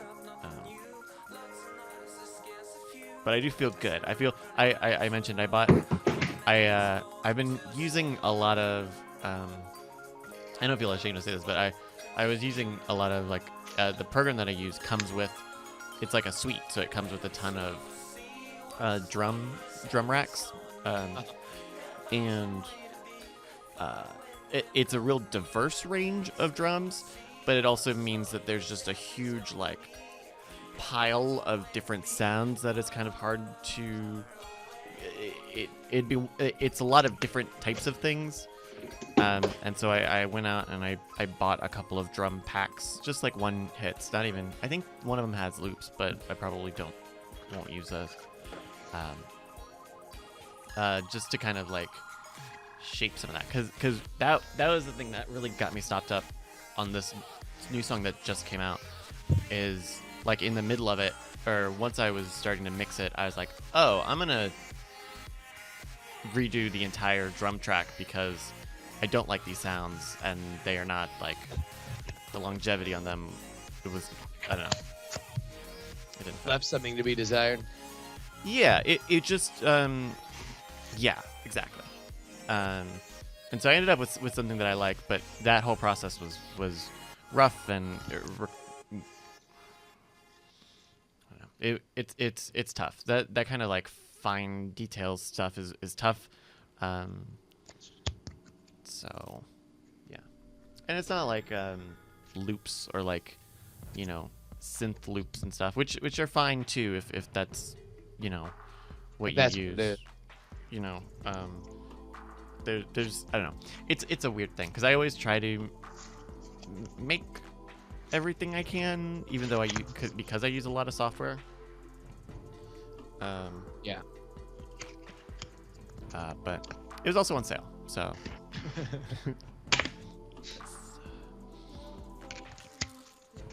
Cool beans. Yeah. God, thankfully, it looks like I'm at the end of fulfilling a million things on the Contender. Oh, good. How did the third expansion go? Great. Good. We wound up all 3 of them sold really well. Nice. I'm amazed you're able to get this much material out of such a boring election. I'll tell you, I mean, like, really, there was, I mean, we couldn't have asked for it any better because, like, normally you hope that you get one kind of line that sort of like sticks around, but it's like the first debate was the first debate. It was always going to be gigantic because it's the first one, right? That's where all the anticipation is. The middle one's usually kind of you get a little bit of like, all right, if somebody won, somebody lost, it's like, are they going to come back and do a thing? And oftentimes the second one gives you a lot of memorable moments and stuff like that, but is not looked at that. But like the second one, this is the expansion actually from the second one, and it has our first ever blue-faced, a politically incorrect expansion that we've ever done, except for our original one, which is the extra tape, that line. And then the third one, we got bad hombres and nasty women and stuff like that, and that's something that's kind of echoed. So, yeah, really the hope is that I don't know. I guess I can say it here, but I think there was enough interest in it, and we've had enough people that were like, "Oh, it sucks. I didn't get it. Yada yada yada." That we're just gonna put all of the expansions that we've done back up for Christmas, and we'll just see how they go. So everybody can complete their collection for Christmas. That's nice. Because I think I only got one of those debate packs, and I don't know if there was another one I didn't get, but I was definitely like interested in rounding out my collection. Yeah, no, we and then the other thing that actually still is sort of an open question for us is now we've created far more cards than we've had room for in the box. Mm-hmm. So it's like now you almost like I don't know. I kind of want to do some kind of like new box. Carrying some sort of like being like something that's large enough that you can put stuff in, but it's like I don't know what that is. I don't know whether or not to go cheap with that or to go expensive with that. Like, Did I show you what I was able to do for the device? No. oh no, look at that.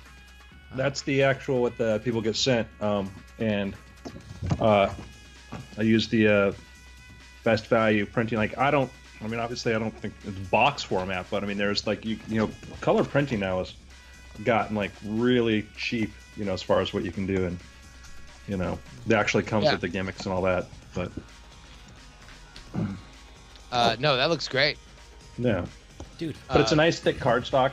It's a nice. Let me get this one. Very cool. All right. I resent you that email, Andrew. All right. Yeah, I got it. Okay. One of the things that I love, Brian, about like the, the watching the original Westworld is that the line in there about like, because like, well, how did this go wrong? Like, well, many of these machines were designed by other machines. We don't even know how they work.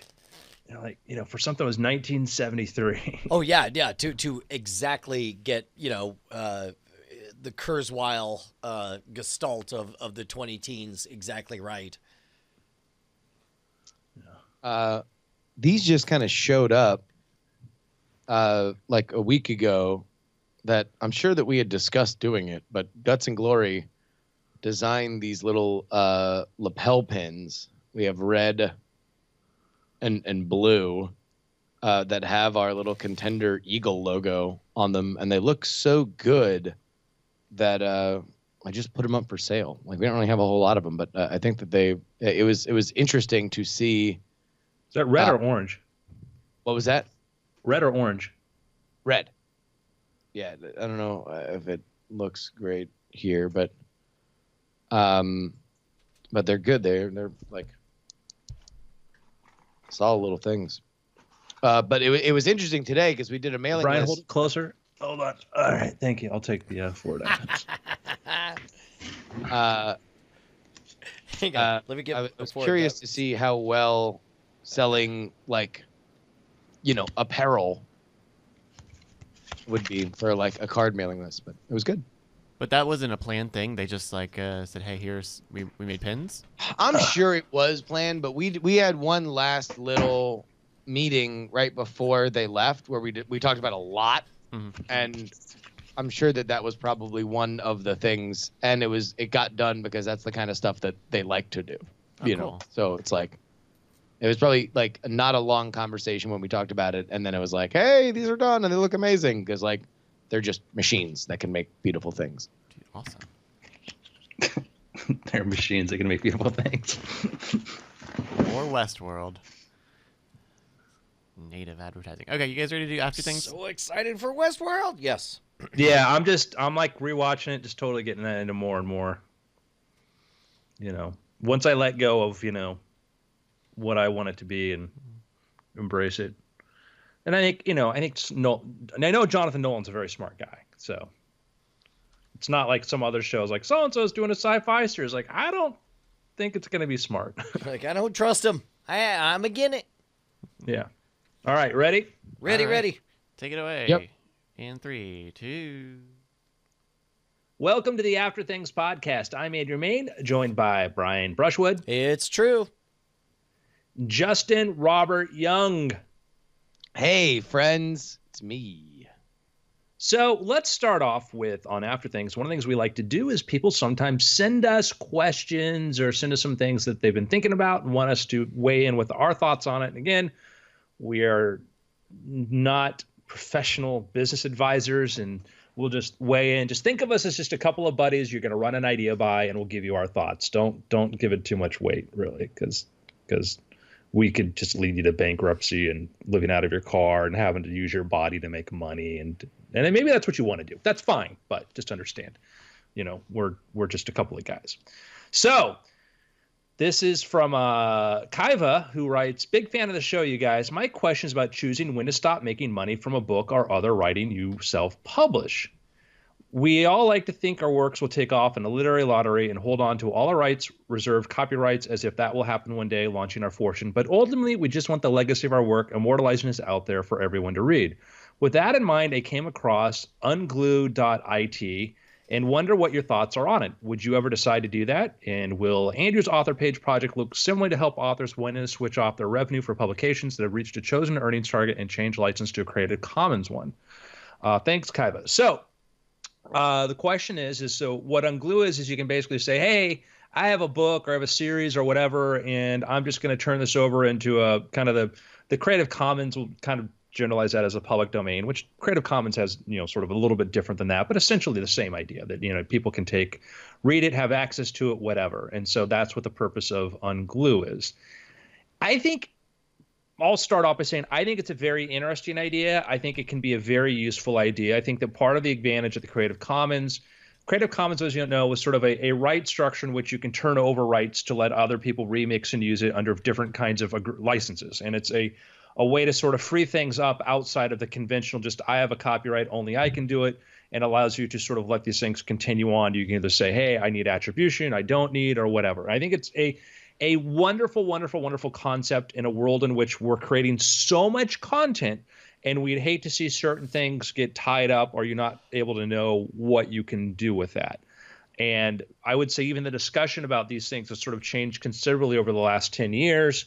You know, a lot of things that, you know, you would have been eager to put copyrights onto, you don't necessarily, partially because you realize they don't really have much value after the fact. Also because you realize, man, there's more value if people can share it. So to answer the question of like, could I see author page becoming a place where people could continue and put stuff out there? Certainly. Like right now on authorpage.com, we have the ability, you can put up short stories and you can say to people, hey, this is copyright free, whatever CC license, and let people share it with it. And you can make that available. We want to enable people to upload books and stuff. And I certainly think enabling people to do that. I know that in my own life, there are things in which I'm eager to protect in sort of, because I continue to make money from books that I wrote 20 years ago, but I have other things that I've written that I just want to get out there. And that becomes sort of that line where you want to sort of figure out where things are. Like my book, How to Make Money on Mars, I just kind of really want to get this thing out there. I'm not really going to try to like push this like I would one of my other books. So I think that there's value to both. So my question is that baked into their question is the supposition that the moment you put something on Unglue It, you cease to make money on it. And I want to question that thesis because it seems like we already exist in a world where if somebody wants your work for free, they can get it for free via BitTorrent or whatever. It's only by the graciousness of you know, or I don't know, professional courtesy or whatever, that people bother to buy books and send you a check for it. So I almost wonder, like, let's assume both of our collective back catalog was instantly on Glue It. I don't know that would significantly impact our. Can I explain how Unglue It works though? Yeah, sure. Okay, so Unglue It works a little bit differently. As you say, and I don't know about this model. So, but the Unglue It can say, hey, if we raise X amount of dollars, I will take this property and I will make it available for everybody, right? So if you say, okay, I'm going to take, you know, my Brian Brushwood, Justin Robert Young, Norse Viking saga series and say it's super popular. Like, yeah, I would like to make this available for anybody to download, to have whatever. If we raise $5,000, I will give up this and it will become part of that. Okay, that's one model. Another model is that I'm going to sell it through Unglue It, and when we've sold X number of copies, it will then become available. Third one is, yeah, it's already CC. I just want to make it available here, whatever, you know, and people can pay whatever they want for the license in the ebook. So it's a different thing, and I probably miscategorized it initially as far as what specifically it was doing. So I don't know about this model. Because I think that you're still driving people to. I kind of think you'd either decide I'm ready to turn this over or not. I don't know if this makes it really that much better. Yeah, I'm curious to see, you know, there are certain communities for which you can benefit from that gesture of goodwill. And I think having a easier pipeline to do it is good. But I don't know. I mean, you know, we are all certainly living examples of the idea of talking to niche communities, right? And there should be as many ways to make money and be happy writing and selling ebooks as there are communities that would like to buy them, you know. And I think that there are general best practices, but you know, look at like Reddit, for example. Reddit and many of their subreddits abhors the idea that you are selling them something, right? Or even that you personally created a thing. It's like it's offensive to them if you're like, sure, I sure. made this. And that's certainly a part of the same philosophy, right? But like if we're just to draw a circle around money, sure. They have a weird thing about money, right? But theoretically, it could be a more palatable thing if you're like, hey, look, I took these hours from doing it. I paid this amount for someone to do the cover. I'm literally just looking to recoup. And now I have a way that I can show you, a face up. This is what I've spent, and I want to make this free. I just don't want to. I want to be able to make my rent.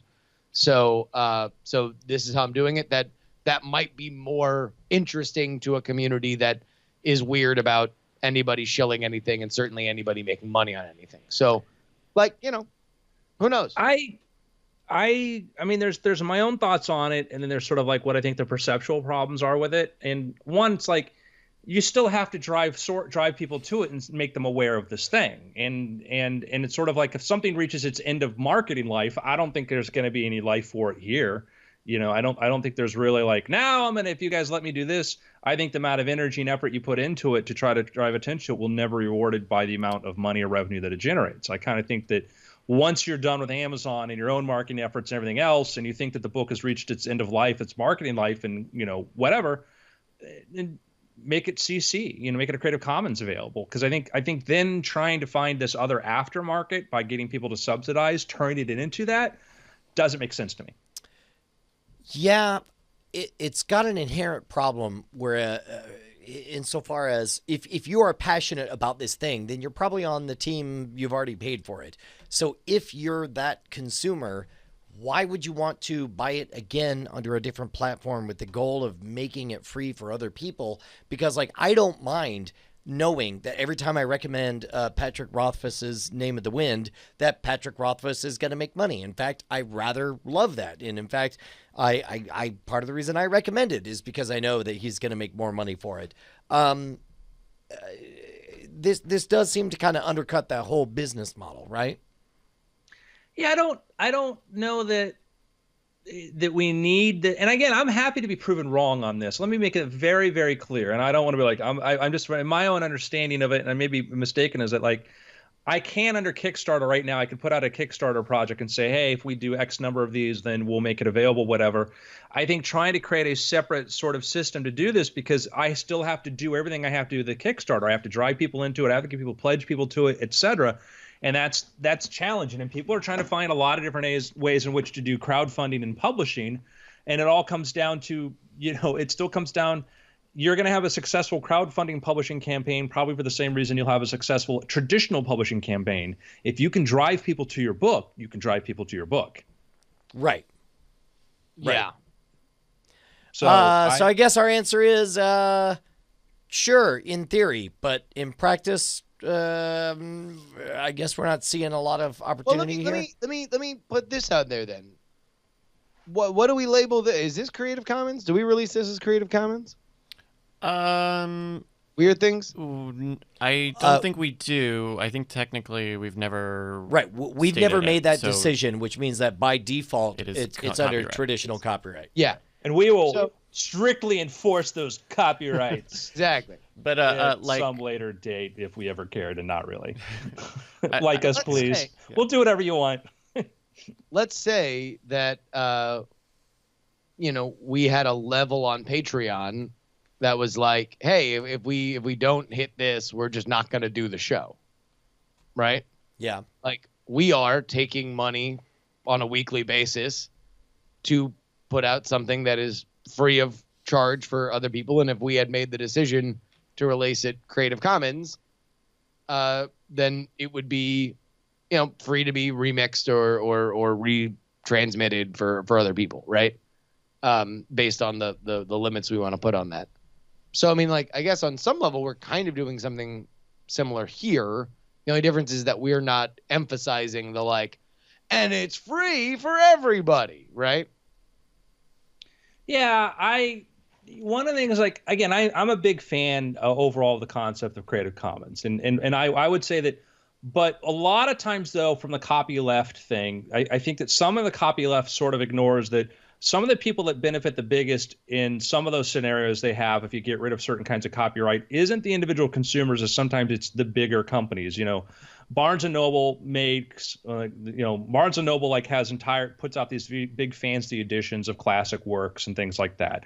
And companies like Barnes & Noble and Amazon, would love to not have to pay the royalties they do. They would love for the fact to be in a system where they don't have to do that. And in one hand, we imagine these things empowering people at the bottom. But the other hand is it also these sort of copyrights and stuff help the little guy deal with the big guy, and help you sort of have some sort of ability to claim rights and where you can repurpose this. And my biggest fear in some Creative Commons scenarios is that you can see your stuff, your content taken out, put somewhere on some other podcast network, and then your commercials stripped out, other commercials put in place and whatever, and you lose control, which might be fine, there's different licenses for that. But I'm saying is a lot of times people argue like, why have them at all? It's like, well, once you get rid of any kind of artist rights, it doesn't obviously necessarily benefit the people you think it will. Strengths points out that there is a no commercial CC license. Like you could. That's one of the benefits of Creative Commons is that you get to designate the do's and do not. Oh yeah, no, yeah. I was thinking more in general the idea of like, why do we have it at all? And often it's and the idea is like, it's these laws are there just to protect the big companies. Like, sometimes some companies just want to be carriers of content. If they don't have to pay for content, works even better, because they own the pipe. And so, there's a variety of Creative Commons licenses and stuff. So there's different ways in which you can use that. And I'm all for us embracing something that makes sense. If anybody cared. To bring it back to unglue it, it seems like one of the other things that they're touting is that when they put out a book, it is on a no DRM format. Do you guys think that there's much value in that compared to something like where music people regularly want to reuse stuff, video where people want to regularly reuse stuff, where just ease of consumption might be an element of this? I generally, I think whenever I can on Amazon gives you the option when you put your books there to not do any kind of copy protection on it. When I put out my ebooks in EPUB format, I don't do it because if you want to be able to get a version of it, you can. And I've been frustrated in dealing with my publishers sometimes because they use these platforms for like ebook distribution or whatever. That I'm like, why are we using this? It's a pain in the ass. You're losing people at every step. Like, well, we got to have copy protection. I'm like, that's a joke. It doesn't work. I can show you how to get around this in 10 seconds, and it's counter to our purposes of promoting the book. And I think that people, I've dealt with people in corporate environments who are under the delusion, well, we copy protected it. Well, yeah, but it doesn't work. All you were doing is making it harder. Right. But when they say, but we copy protected it, what they mean is our jobs are secure because we can't be the ones found, left holding the bag. We did a thing. Oh, I think that but also it's a naivete. I've encountered this before where they don't understand. They imagine that like, yeah, maybe if somebody really wanted to, like, no, there's like there are people that as soon as they get something to library, it automatically happens thousands of copies at a time. That they just have no grasp of it. And I think you're absolutely right. That's part of that, but also just a lack of. I remember talking to somebody. I remember it was Sean Fanning had this thing project was like Snowball or whatever like this was post Napster, and he was developing a system that was supposed to be able to scan, like if you were AT&T would be able to scan if copyrighted, if like MP3s and stuff that were under some sort of copyright protection were being sent through the pipeline, and that way they could like say, hey, you need to pay your license on this, whatever. And I talked to somebody a company was investing in this. And I said, this is ludicrous. I said, that technology won't work. He goes, oh, what do you mean? I said, because all I have to do is just change the way in which that MP3 is encoded, the zip format or whatever. It will never detect it. He's like, oh, no, they have a way around. I'm like, dude, if they've got a way around this, they should be selling it to the goddamn NSA because that's technically impossible to do that, But it's just that desire, and this is going back 15 years ago, 10 to 12 years ago, the desire to believe that, oh, yeah, no, we found a way to get around how those hackers are getting into this. We have the system we can put in place. And we'll know every single one of these songs that's going through the system was just delusional. Yeah, it's just something that you could sell on contract to a gigantic company. That'll make and that's that might have been the really big thing. It might have been another scam, like here's how I scammed the music companies again. First I invent Napster, now I sell them a technology and the promise the antidote. We'll be able to get those people. Because who could stop Napster but the guy who made Napster? Like, oh, here, take it. Yeah. So quick question for you guys, off topic but still related. Yeah. Smartest thing you've done recently. One of the smartest things you think you've done recently. Let's start with the dumbest thing you've done in the last few years, and then the smartest thing you've done. Okay. And I'll start off like, I would say dumbest thing I've done is I continuously plan for the next 6 months, but not the next 5 years. Financially, everything like that. I put so many things off in the sense like I will settle this later on. And then I find myself in a situation going, I just keep pushing that further down the line. Like I live in Florida. I have a place in LA. I've been in back and forth here for several years now. I should probably commit, and my life would be much more streamlined if I did that. But I keep pushing that off to, I'll make that decision later on. Yeah, I would say the dumbest thing I've done, maybe in my entire adult business life, was to purchase an ad in the Yellow Pages. The thinking at the time was, okay, I know everything's going to Google, but we're not there yet. There are somewhere out there is some corporate client that wants to book for the Christmas party, and they're just going to open up the Yellow Pages and dial the first number they see. So I took out a fancy Yellow Pages ad that said, Brian Brush and Magic as seen on the Tonight Show, whatever. To date, and because of the commitments, you had to run it for an entire year or whatever. Like, not one valid business lead came from it, and as a result of running it, my cell phone is now like on a billion business lists. So I get phone calls from spammers all the time. Hey, may I speak to the owner of the business? And immediately I know that they're about to sell me on some kind of merchant solutions, blah, blah, blah, blah. Worst decision I ever made. I would say, the first thing that pops into my head, the worst decision that I've made in the last few years was, overpaying for the Contender and overbuying for the Contender. And really that was more of a symptom of not having a full enough idea of the full chain of business, and it's always been easy for me. I mean, number one, if you're not a like top down entrepreneur, it's not a lesson that you ever really learn. Like you are always part of a team, and your goal is to specialize at the thing that you are good at and to let everybody else who's a part of your team do the best. And maybe if you see little connective tissue here and there that needs repairing, you can go ahead and do it. But stay in your lane. If everybody rows as hard as they can in the right direction, then everybody will be successful. And then even when I've worked in smaller businesses with Andrew and other people, it's I allowed myself to fall into the like soft, sweet cocoon of like, oh, that's another person's job, right?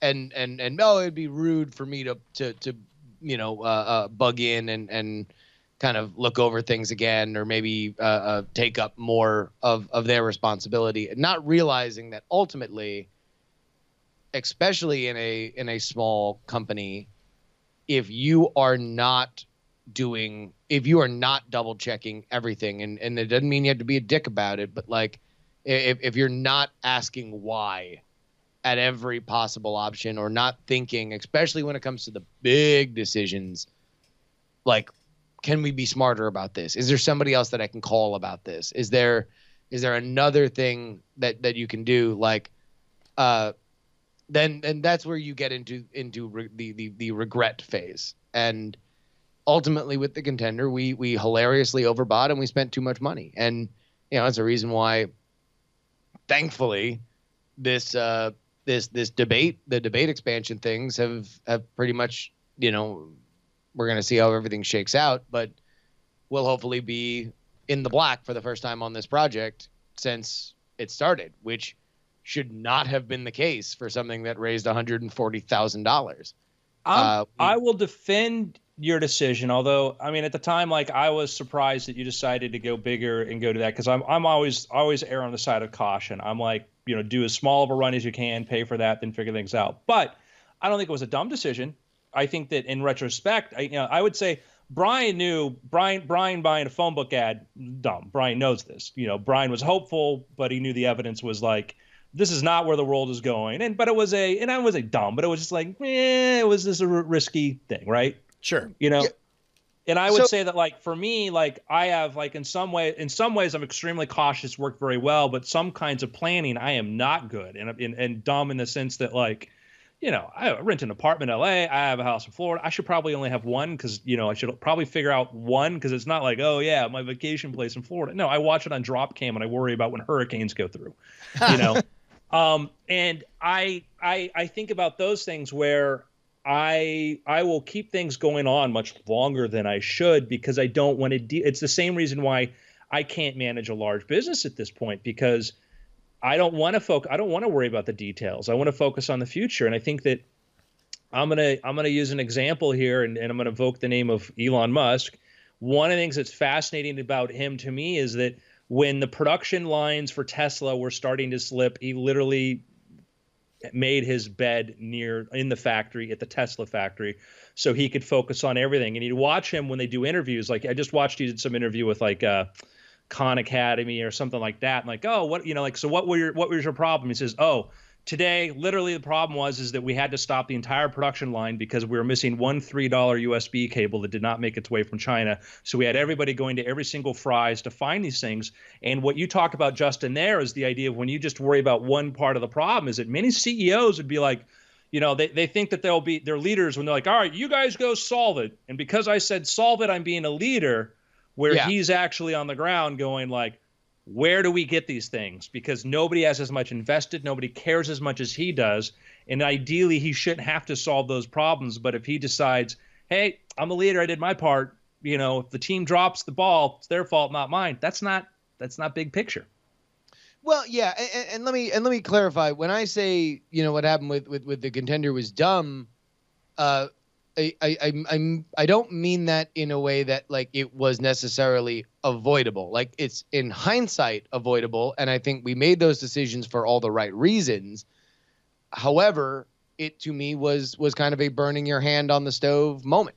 And it's like when you first burn your hand on the stove when you're a kid, you just don't, for whatever reason, that's just a thing that seems like a cool thing, and then you realize it's not, and so you get better. So it's like, I think it can become dangerous for me to beat myself up about it, right? But I think it's healthy for me to let it kind of loom there as this mythological sort of mistake that you want to avoid. Just make it my little boogeyman whenever I want to get lazy with a big decision coming up and be like, I don't know. It just numbers seem right. Let's move on. Like I want that boogeyman in the corner just to be like, are you sure? Well, one of the worst things I ever did was there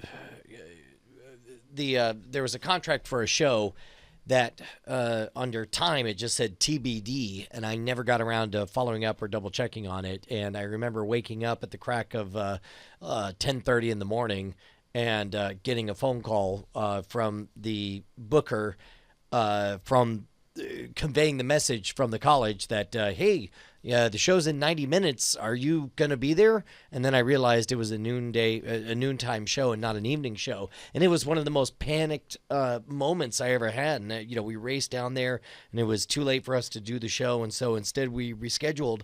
But I felt so bad about it that the very act of having such a disaster built into me, per your hot stove analogy, this low grade paranoia at all times about like double check the time, because it was so painful to not show up there that it was never an issue again.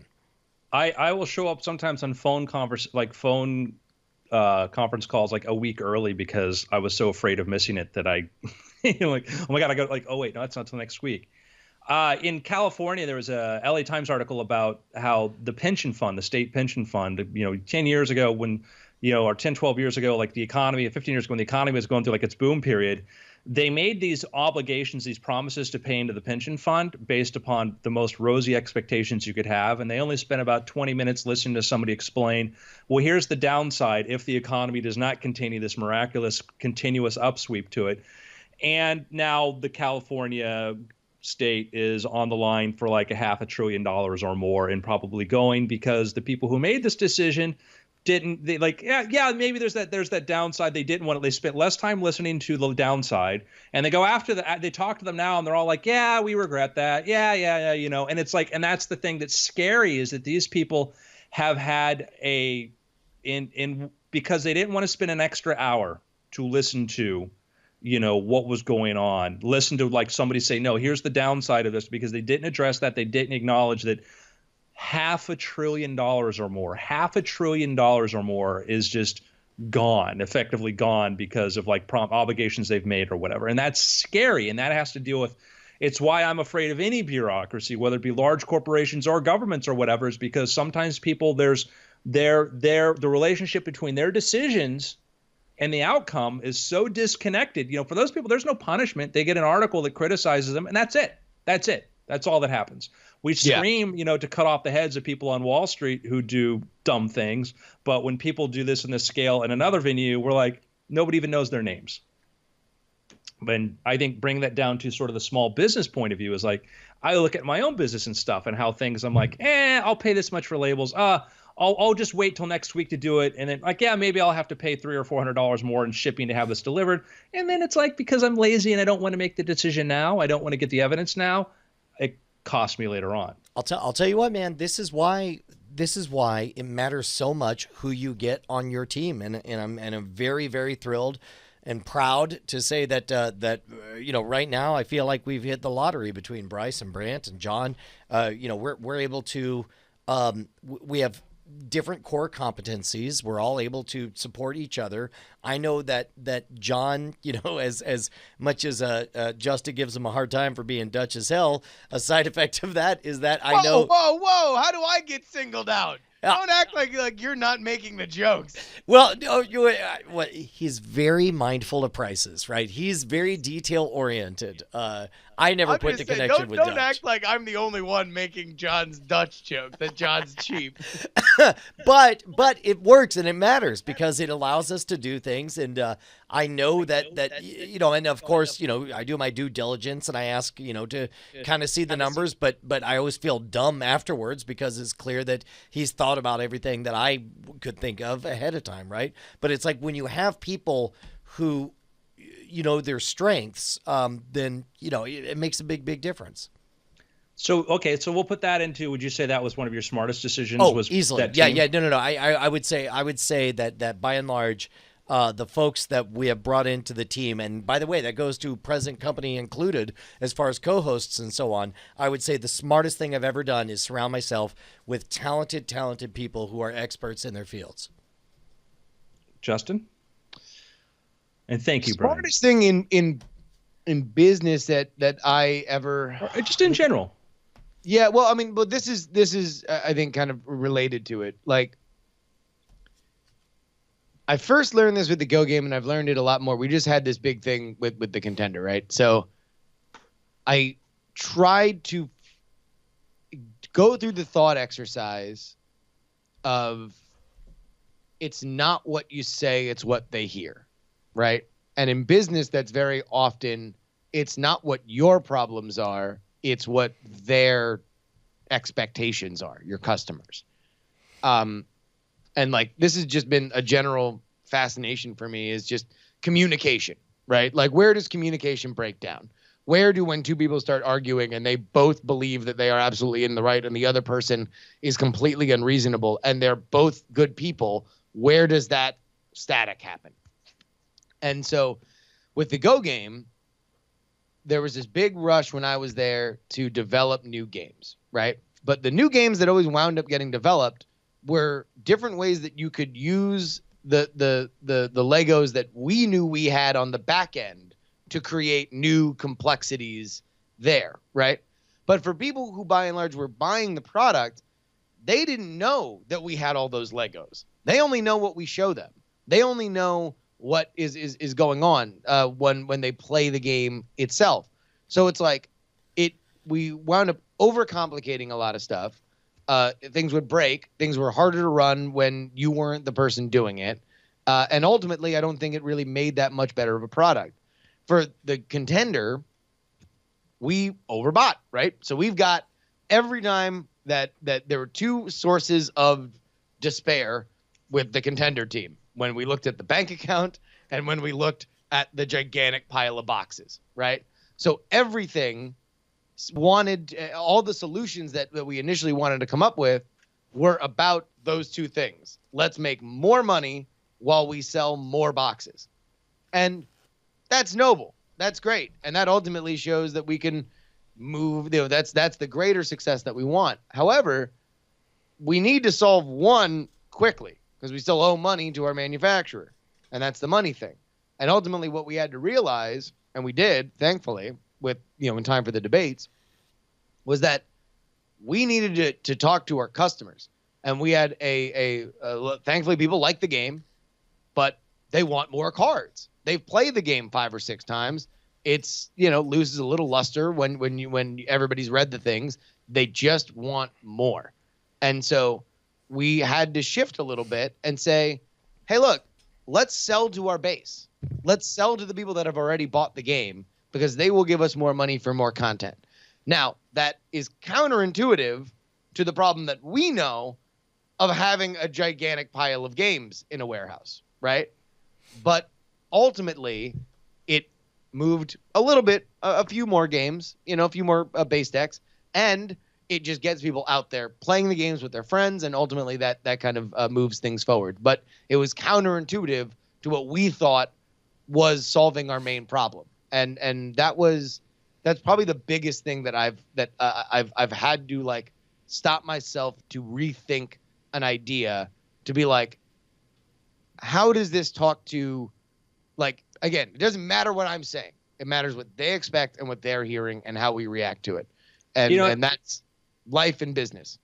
And these sort of things are like they're common things. There's a sunk cost fallacy, which you're very, very well aware of, and there's your best customer is an existing customer. Those are things that we know, but when you get obsessed with like not knowing what the problem was, like when I decided, like, we had a warehouse in Florida where we'd been running our iTricks business out of, and I had, thousands of DVDs. And I made the decision that even though I made my money back on all of them, but I was already shifting my distribution model to using an online company to like do my order fulfillment, which cost me more per unit, but ultimately we factor in time and shipping, anything else was about the same. I made the decision to landfill thousands of DVDs, thousands of Magic DVDs, because I said, I can look at this and say, man, I've got $20,000 of merchandise in here, but it's like, well, yeah, but I'm paying, $500-$600 a month in warehouse fees. I've got to go into the warehouse and go do it. Yet, it made more sense to me just to destroy those. And that's hard. I mean, somebody mentioned in the chat, like they've got a closet full of these decks, and we perceive that as having value, but we kind of ignore how much value it's costing us, the expense of that. And you have your goal of your business to make money. And like you realize with like the Contender, like you had to step away from the goal is not to sell these units. The goal is the Contender enterprise to make money. And yes. How do you do that? Like, you sell the new thing. And in some ways it's counterintuitive, but other ways it's kind of obvious. Yeah, but it's breaking yourself out of your linear thought pattern, right? Mm-hmm. And that's hard. Especially it's hard to do. We're all primed to evaluate where we are and what direction we're headed in terms of the context of what brought us to this moment, right? So it's like that's the heuristic we rely upon is, hi, I'm looking at a warehouse and it's got a whole bunch of DVDs. How did I get here? Well, because past me thought that these would all sell by this time and so on. Therefore, I have to continue the journey that past me initiated and try to sell these. And same thing with overbuying on Contender. And God knows there's been plenty of stuff as we've done scam stuff that I've overbought on, and you can't ever know. And it turns out that instead you have to look at the way things are.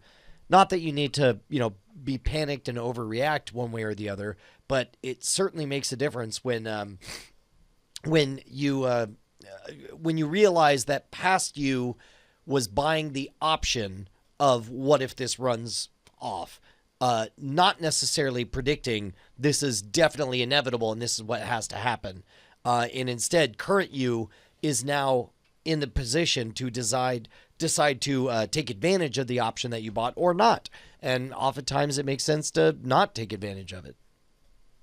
And you're in a position where, like, Bri, you're putting out something pretty much new every month, and so you know that, okay, I can only do so much market research to figure out what the total market for one product is, but you know that if 3 out of 5 succeed, you're doing really well. Right. You know, and if your coverage on the highly other diversified. Yeah, absolutely. What's that? Yeah. I- And that's a problem. I think a lot of times people, you know, they kind of overlook is like, and we've run into this in Magic all the time. Is I've known people who've suffered immense financial hardships because they spend $20,000 or $30,000 on a product that probably had negligible market potential to begin with, but they were so obsessed with the idea that this would be there, and then they sit on top of this inventory and they're like, oh, you know, they're like, oh yeah, no, I made money eventually, you know, because I eventually sold it. It's like, well, did you really? Like over time? And like when I say like, my Magic stuff made money, like, no, I mean, like in the first 18 months we made back our money plus that. Did we? Our time, it's hard to know what our time is worth, but it's hard. But I know that I've always been super cautious. Like I mean, I love things like I have my new effect plug, the device out, which I like this because I can go to an on-demand printer, I can have it printed nicely, nice cardstock, whatever. But I have maybe a total. I mean, I've shipped 500 copies off to my wholesaler, but like I have in possession myself maybe 30 or 40 copies. So if I do another email campaign, I got to order more before I can do that. Right. So I'm super cautious, probably to the point that I limit myself. Well, yeah. I mean, I think part of it is understanding your field, and that's something that we did not at the point that we did the game. But I think there's a million different ways to skin a cat, and just realizing, a part of this is just experience, right? Part of this is just understanding how it goes and then moving forward. So can you sum up again the smart thing you did? Smartest thing I did was a break myself of thinking about what my problem was and start thinking about what the customer's problem was. Good point. Very good point. What about you?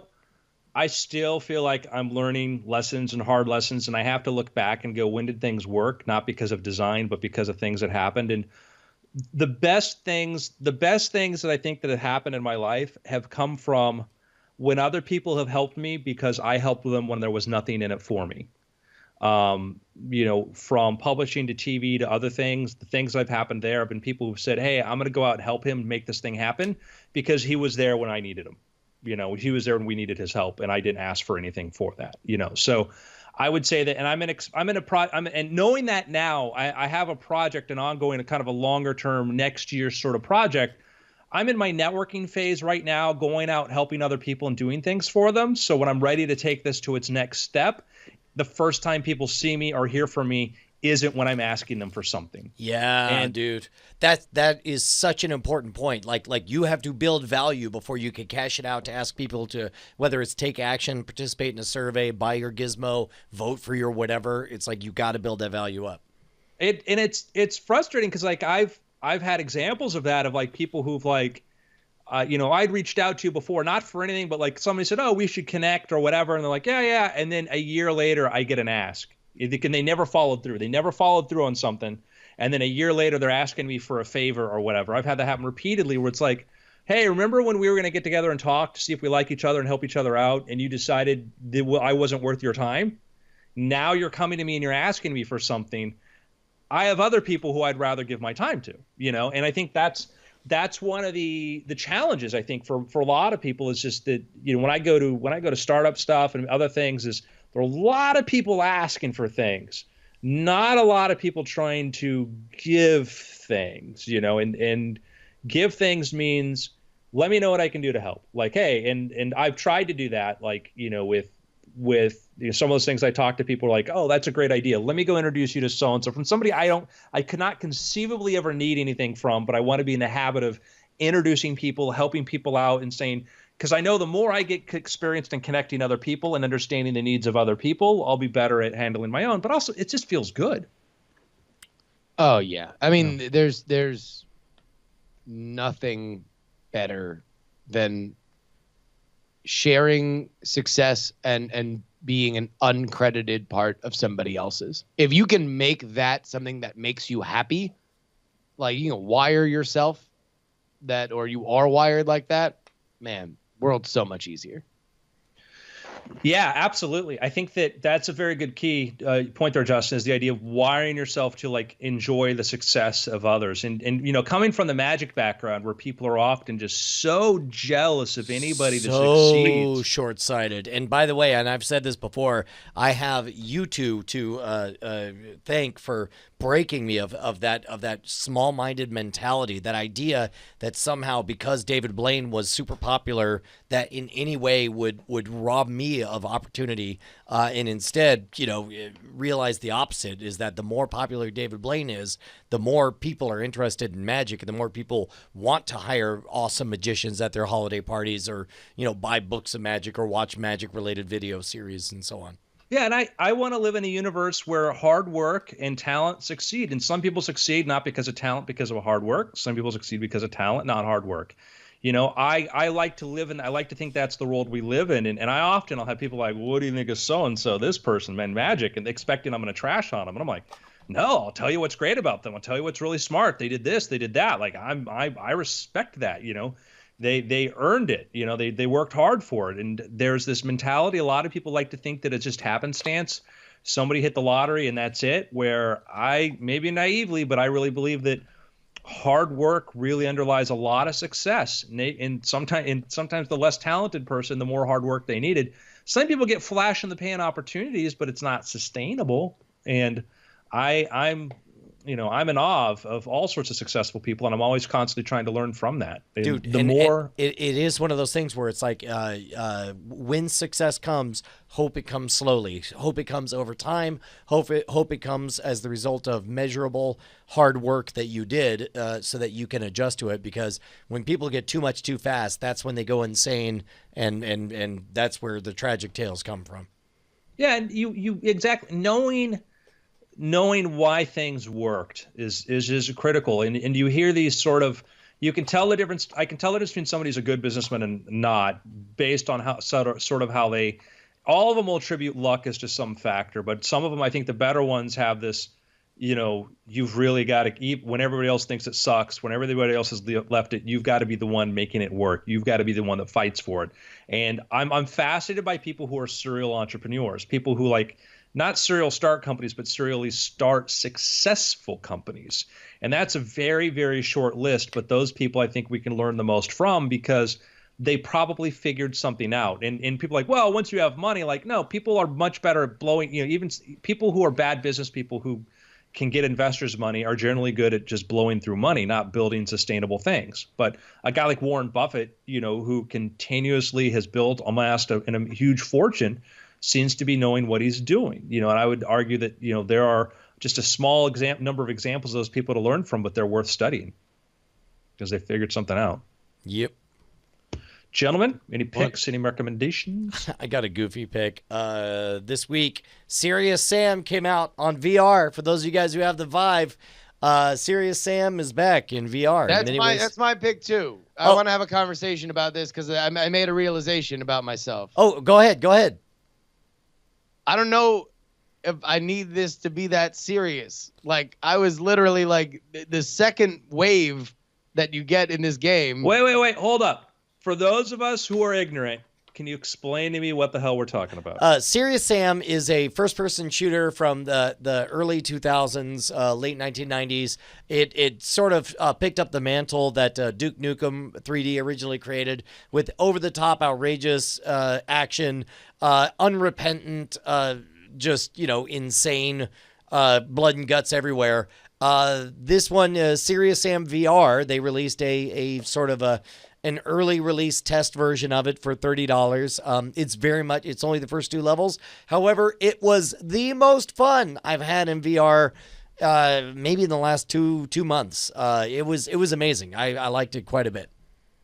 It's just wave after wave of insane creatures coming at you. And the more of them you kill, the more money you make, and then you spend the money on better guns so that you can take on the next wave of them. I was scared. It was actually scary, right? It's scary. I don't like it. Like, I realize that I don't like that. Like, second wave. Well, number one, first-person shooters just are not my bag. Like, right. They've never really been my bag, and I don't I mean, like, I don't like them. In fact, it's part of the reason why when kind of I stopped playing video games, I so rarely kind of had the hook to get back in, because by and large, the most popular are always FPS, right? On some level. So, it was one of those things where it's like, at first it's like, it's cool. Then the second level is like you in the basement of like a pyramid where all you can see is like literally where you're looking, like as if you have like a miner, headlamp, like a headlamp. And it was like kind of terrifying. And like it did its job in VR, man. Like it definitely brought you in to that basement. And there's definitely a lot of weird, creepy crawlies running and throwing fireballs at you and stuff like that. But this is the second level. Right? Yeah. And it's great though. Like very quickly you realize like whatever direction you look is where the light is, and it really does feel like you're wearing a miner hat. Bryce, you played this, right? Yeah, I played through the first 4 levels, I think. And what were your takeaways? It as a like I played Raw Data earlier this year when it came out. And that scared the hell out of me because that's a full 360-degree shooting game. And it's got a lot of different systems, and you have to pick up the gun, you have to hold the gun and reload the gun and all this stuff. What I enjoyed a lot about Serious Sam is that it still had the very like visceral, like, oh, there are bad guys right in front of your face because you didn't look moments, but it's also a simpler and easier game and system to get into. So I think as an experience, it is way more approachable while still feeling very intense. It also helps that they're only mainly coming from one direction, right? Like, I mean, the front 180. Yeah, sure. Yeah. But like that is a terrifying thing when you turn around and realize you're being attacked from the other side. Yeah. It's fantastic though, man. Like I cannot wait. This is early access. It's only going to get better and better and better. Yeah. And soon it will be the only thing. It'll be all around us. I have a pick. I'm pulling this up here to get the actual name of the authors, and this is I listened to this on Audible. Very, very interesting book. And it is Platform Revolution by Jeffrey G. Parker with Marshall W. Van Alstyne and Sangil Paul Chowdhury. So it's basically getting into the idea of platforms and the idea of what is it, platforms as a business model. And you talk about, Uber, Airbnb, Amazon, PayPal, etc., how they're platforms where kind of other people come together, and that's sort of the function of what they do. Uber at this point doesn't own cars. Uber is a platform for you using your car to make money, providing services to other people. Airbnb, same thing. And then it's just the idea of how much of this is sort of the biggest businesses now tend to be platforms. Platforms are where other people come together and do that. So it's been a very interesting book. And I've been listening to they get into too, like you realize too that how Uber and Airbnb kind of got to where they were by breaking laws, which is sort of an interesting point, or pushing their people who use the platform to break laws. And this is sort of approach from the kind of, you get these economists sort of talking about how, part of like there's the hidden cost to Airbnb is that if you have somebody does damage to your house under Airbnb, but you have a homeowner's policy and you use that to pay out, everybody else, every other person who pays in that policy is actually paying for that. And you're kind of committing basically you're lying or whatever. You're abusing that sort of system to do that. It sounds like soft fraud. You're not buying business insurance. You're using a homeowner's policy, which is not intended for a commercial business. Yeah, and I mean it's a minor point, but it does get into sometimes how you you push these sort of externalities or external costs elsewhere, whatever, which is an interesting point of view. But I mean, I you think about like. Airbnb is frustrating in a lot of cities. People don't want it because you have people who live in apartments and they don't want complete strangers who've never been vetted by, the apartment board coming in there and staying there, and they're uncomfortable with that sort of aspect to it. So it deals with, I thought it was good that it talked about those aspects to it instead of just isn't this all around awesome? It's like, well, there are these other things taking place, but you also understand like why Airbnb is such an amazing, successful company in many ways, or could be, is that If they want to add 500 more hotel rooms, they can do that tomorrow. If you're Hilton or you're Marriott, you can't add 500 new room capacity overnight. And this is sort of the value of platforms, is platforms can expand at these incredibly big rates. So, Right. thought it was a very good overview and understanding of kind of like how platforms work and the value to them. So I listened to it on Audible. Right on. I'm gonna buy it right this very minute. Cool. We really should, considering that we do picks twice every time we record. We're dumb that we haven't reached out to Audible and picked up that free money sitting on the ground to get sponsored by them. Yeah, yeah, maybe. I remember we dealt because you deal with like their third party kind of thing, and I looked at like the rate at which they paid, and I did the math on it. I'm like, we'd better off if we just sold the time or something if we're gonna put commercials in here, you know. Yeah, but considering that well, I mean, I guess the thinking would be like we already do picks anyway. How much more would it be to say? And you can. Yeah, but I guess we don't do commercials though. But this would now be a commercial. Yeah, that's true. So I'm not against it. You know, I'm not speaking for the board here, Brian. Nope. Fair enough. All right, look here. I am picking up Platform Revolution right now. Yeah. And I do make Bryce use my Weird Things code for Amazon, so I do pocket some of that money on myself. Stealing money. We have a code. I don't know. Oh, You need to hit me up with that. never mind. Yeah. I think I might be giving people my smile.amazon code, the donation one. Money's going somewhere. Going That's somewhere. good. It's fine. We're doing good for good people. This is what we talked about, like not caring about the little points and stuff. You know, like, This is what slips through the cracks, people. you know. Yeah. Anyhow, gentlemen, it's been after. Goddamn right. Oh shoot, there's a new Robert Cialdini book. Yeah. What's funny is if you click on Persuasion. influence and click on Cialdini on Audible, it doesn't come up. You have to like go through the front page to find it. Yeah. Is that just because it's so new, or? I don't know. I don't know, Brian. Okay, well, I'm getting it. I'm buying that too. Done and done. You already geez, persuaded me haven't to buy you it. done well? Well, I mean, I just have a ton of credits. Oh. Oh, swimming those credits, Hasn't are we? someone Oh. done well? So is it time for me to delete my Vine app on my iPhone? I guess so. Are they still letting you make new vines? Yeah, no, it's going to be sunsetting in the coming months. So I had this argument with Scott Johnson on Twitter today because there was a Mike piece about how a lot of the top Viners went to Vine last year and said, hey, look, we're seeing a huge decrease in our views across the board. We've all been talking to each other. We feel that you guys are you're not keeping pace and making the app as good as it can be. And that's part of the reason why. So here's what we want. And they basically drew up a list of things that they would have liked to have seen happen. And a lot of it was like spam and abuse stuff, like that kind of like platform stuff. But also, we will rededicate ourselves to Vine instead of putting more and more effort into Instagram and Snapchat and YouTube. If you give us money.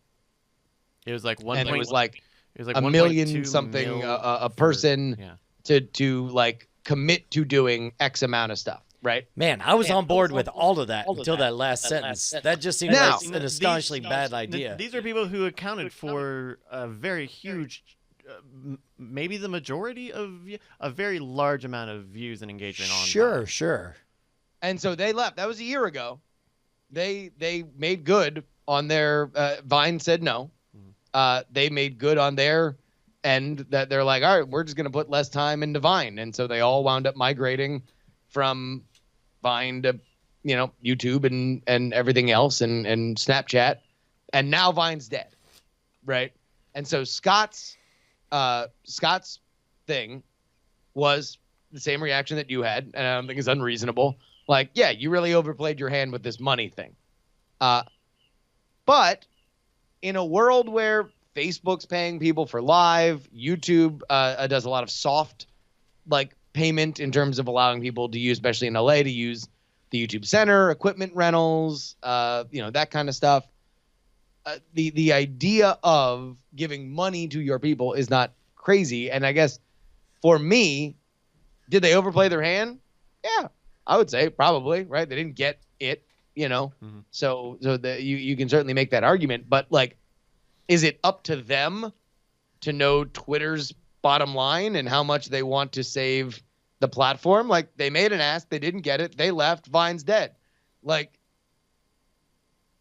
I don't see where they are necessarily like inherently in the wrong. Yeah, I mean, I thought Vine was dumb when it launched. I was like, I think that it's a neat gimmick, these 6-second things, and yes, people watch it, but I was tracking usage from that when they had their biggest peak, and then that, and afterwards that, and there was a big drop. There certainly was a steady audience for Vine, just as, there was what was the Orkut. Orkut's a big social network. You keep kind of hearing that sort of thing. I thought that the problem is that these platforms have to grow. They have to be able to grow in different ways and have to be able to add features. And the simplicity is a great starting point. Twitter had a great starting point, 140 characters. This is great. That was really, really awesome 9 years ago. Now that Twitter is this great platform, like I was at Denny's, I'm doing a slow motion video of pouring pancake syrup on my pancakes. I'm like, I don't want to do a YouTube video. This is a funny, stupid thing to share. I'll just throw this up on Twitter. Sorry, it's 30 seconds. We can't do that. It's like, well, you've gone in and you're adding other functions in there. Like, what did they put? Meerkat, or which one did they put into? They put into Periscope. Yeah, Periscope into Twitter, right? The Meerkat competitor, right? Like, they're like, I kind of think that, you've got this great vehicle to put stuff out there that it would be kind of like I think Twitter. I don't think Twitter's going to go away. Twitter's overvalued for acquisition, but Twitter is a very vibrant part of our environment. But it's like they need to expand. Vine was one way, but then it kind of became this meh, where I think Amazon's smart, like, hey, let's go buy Twitch, because Twitch can be, Yeah. we would have loved to have had YouTube. We don't. Now we have Twitch. And as Twitch gets into more content, stuff like that, we can expand outwards. But Vine was like, where the F was Vine going to go?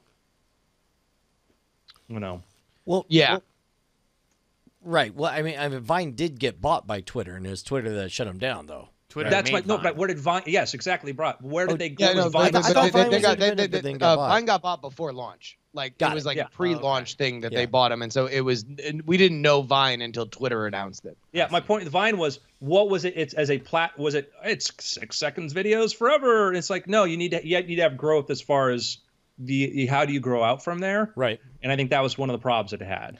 I think the proposition that the Viners made is interesting in that. Oh, I shouldn't have done that. It is interesting in that they didn't have they didn't have to say, hey, we're gonna leave, right?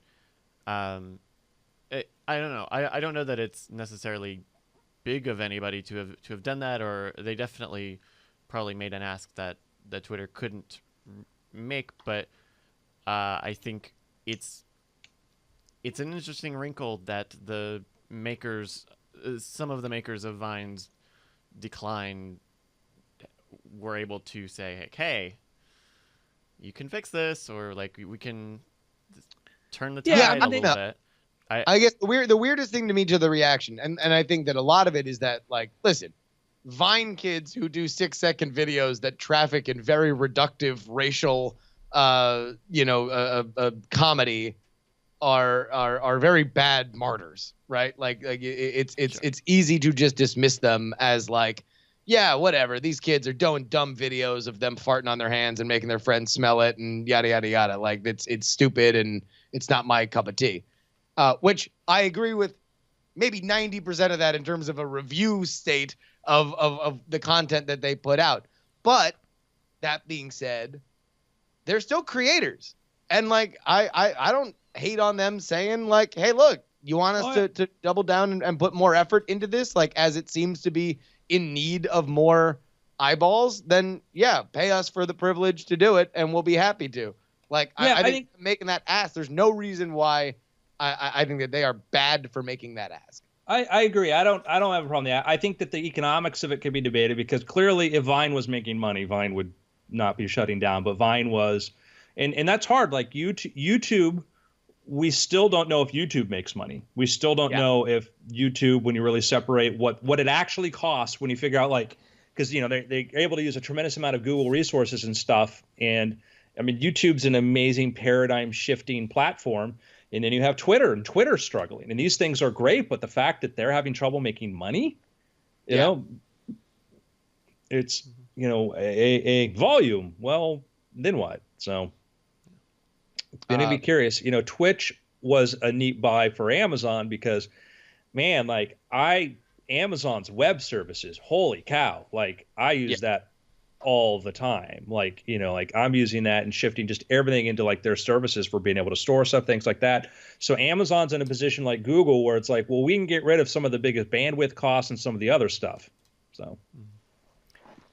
All right, gents, we got to wrap this up because I got to record some Scam School remixes. We already wrapped up, Brian. The show is over, right? Didn't we already say it's been after? Well, I know. We're still live, though, right? Yeah. We're still talking. Because we like to talk, Brian. Just for friends, everybody. All right, guys. I'm going to be an hour late on Jury tonight because I'm going to watch wrestling. So as soon as wrestling's over, then you're going to be able to watch me. Dude, make sure to pick up the Outlaws Relic. You're going to love it. It's very Nice. clever. Definitely. Ooh. I'm going to have pancakes. Hey! All right. Bye, guys. Bye, guys. Bye.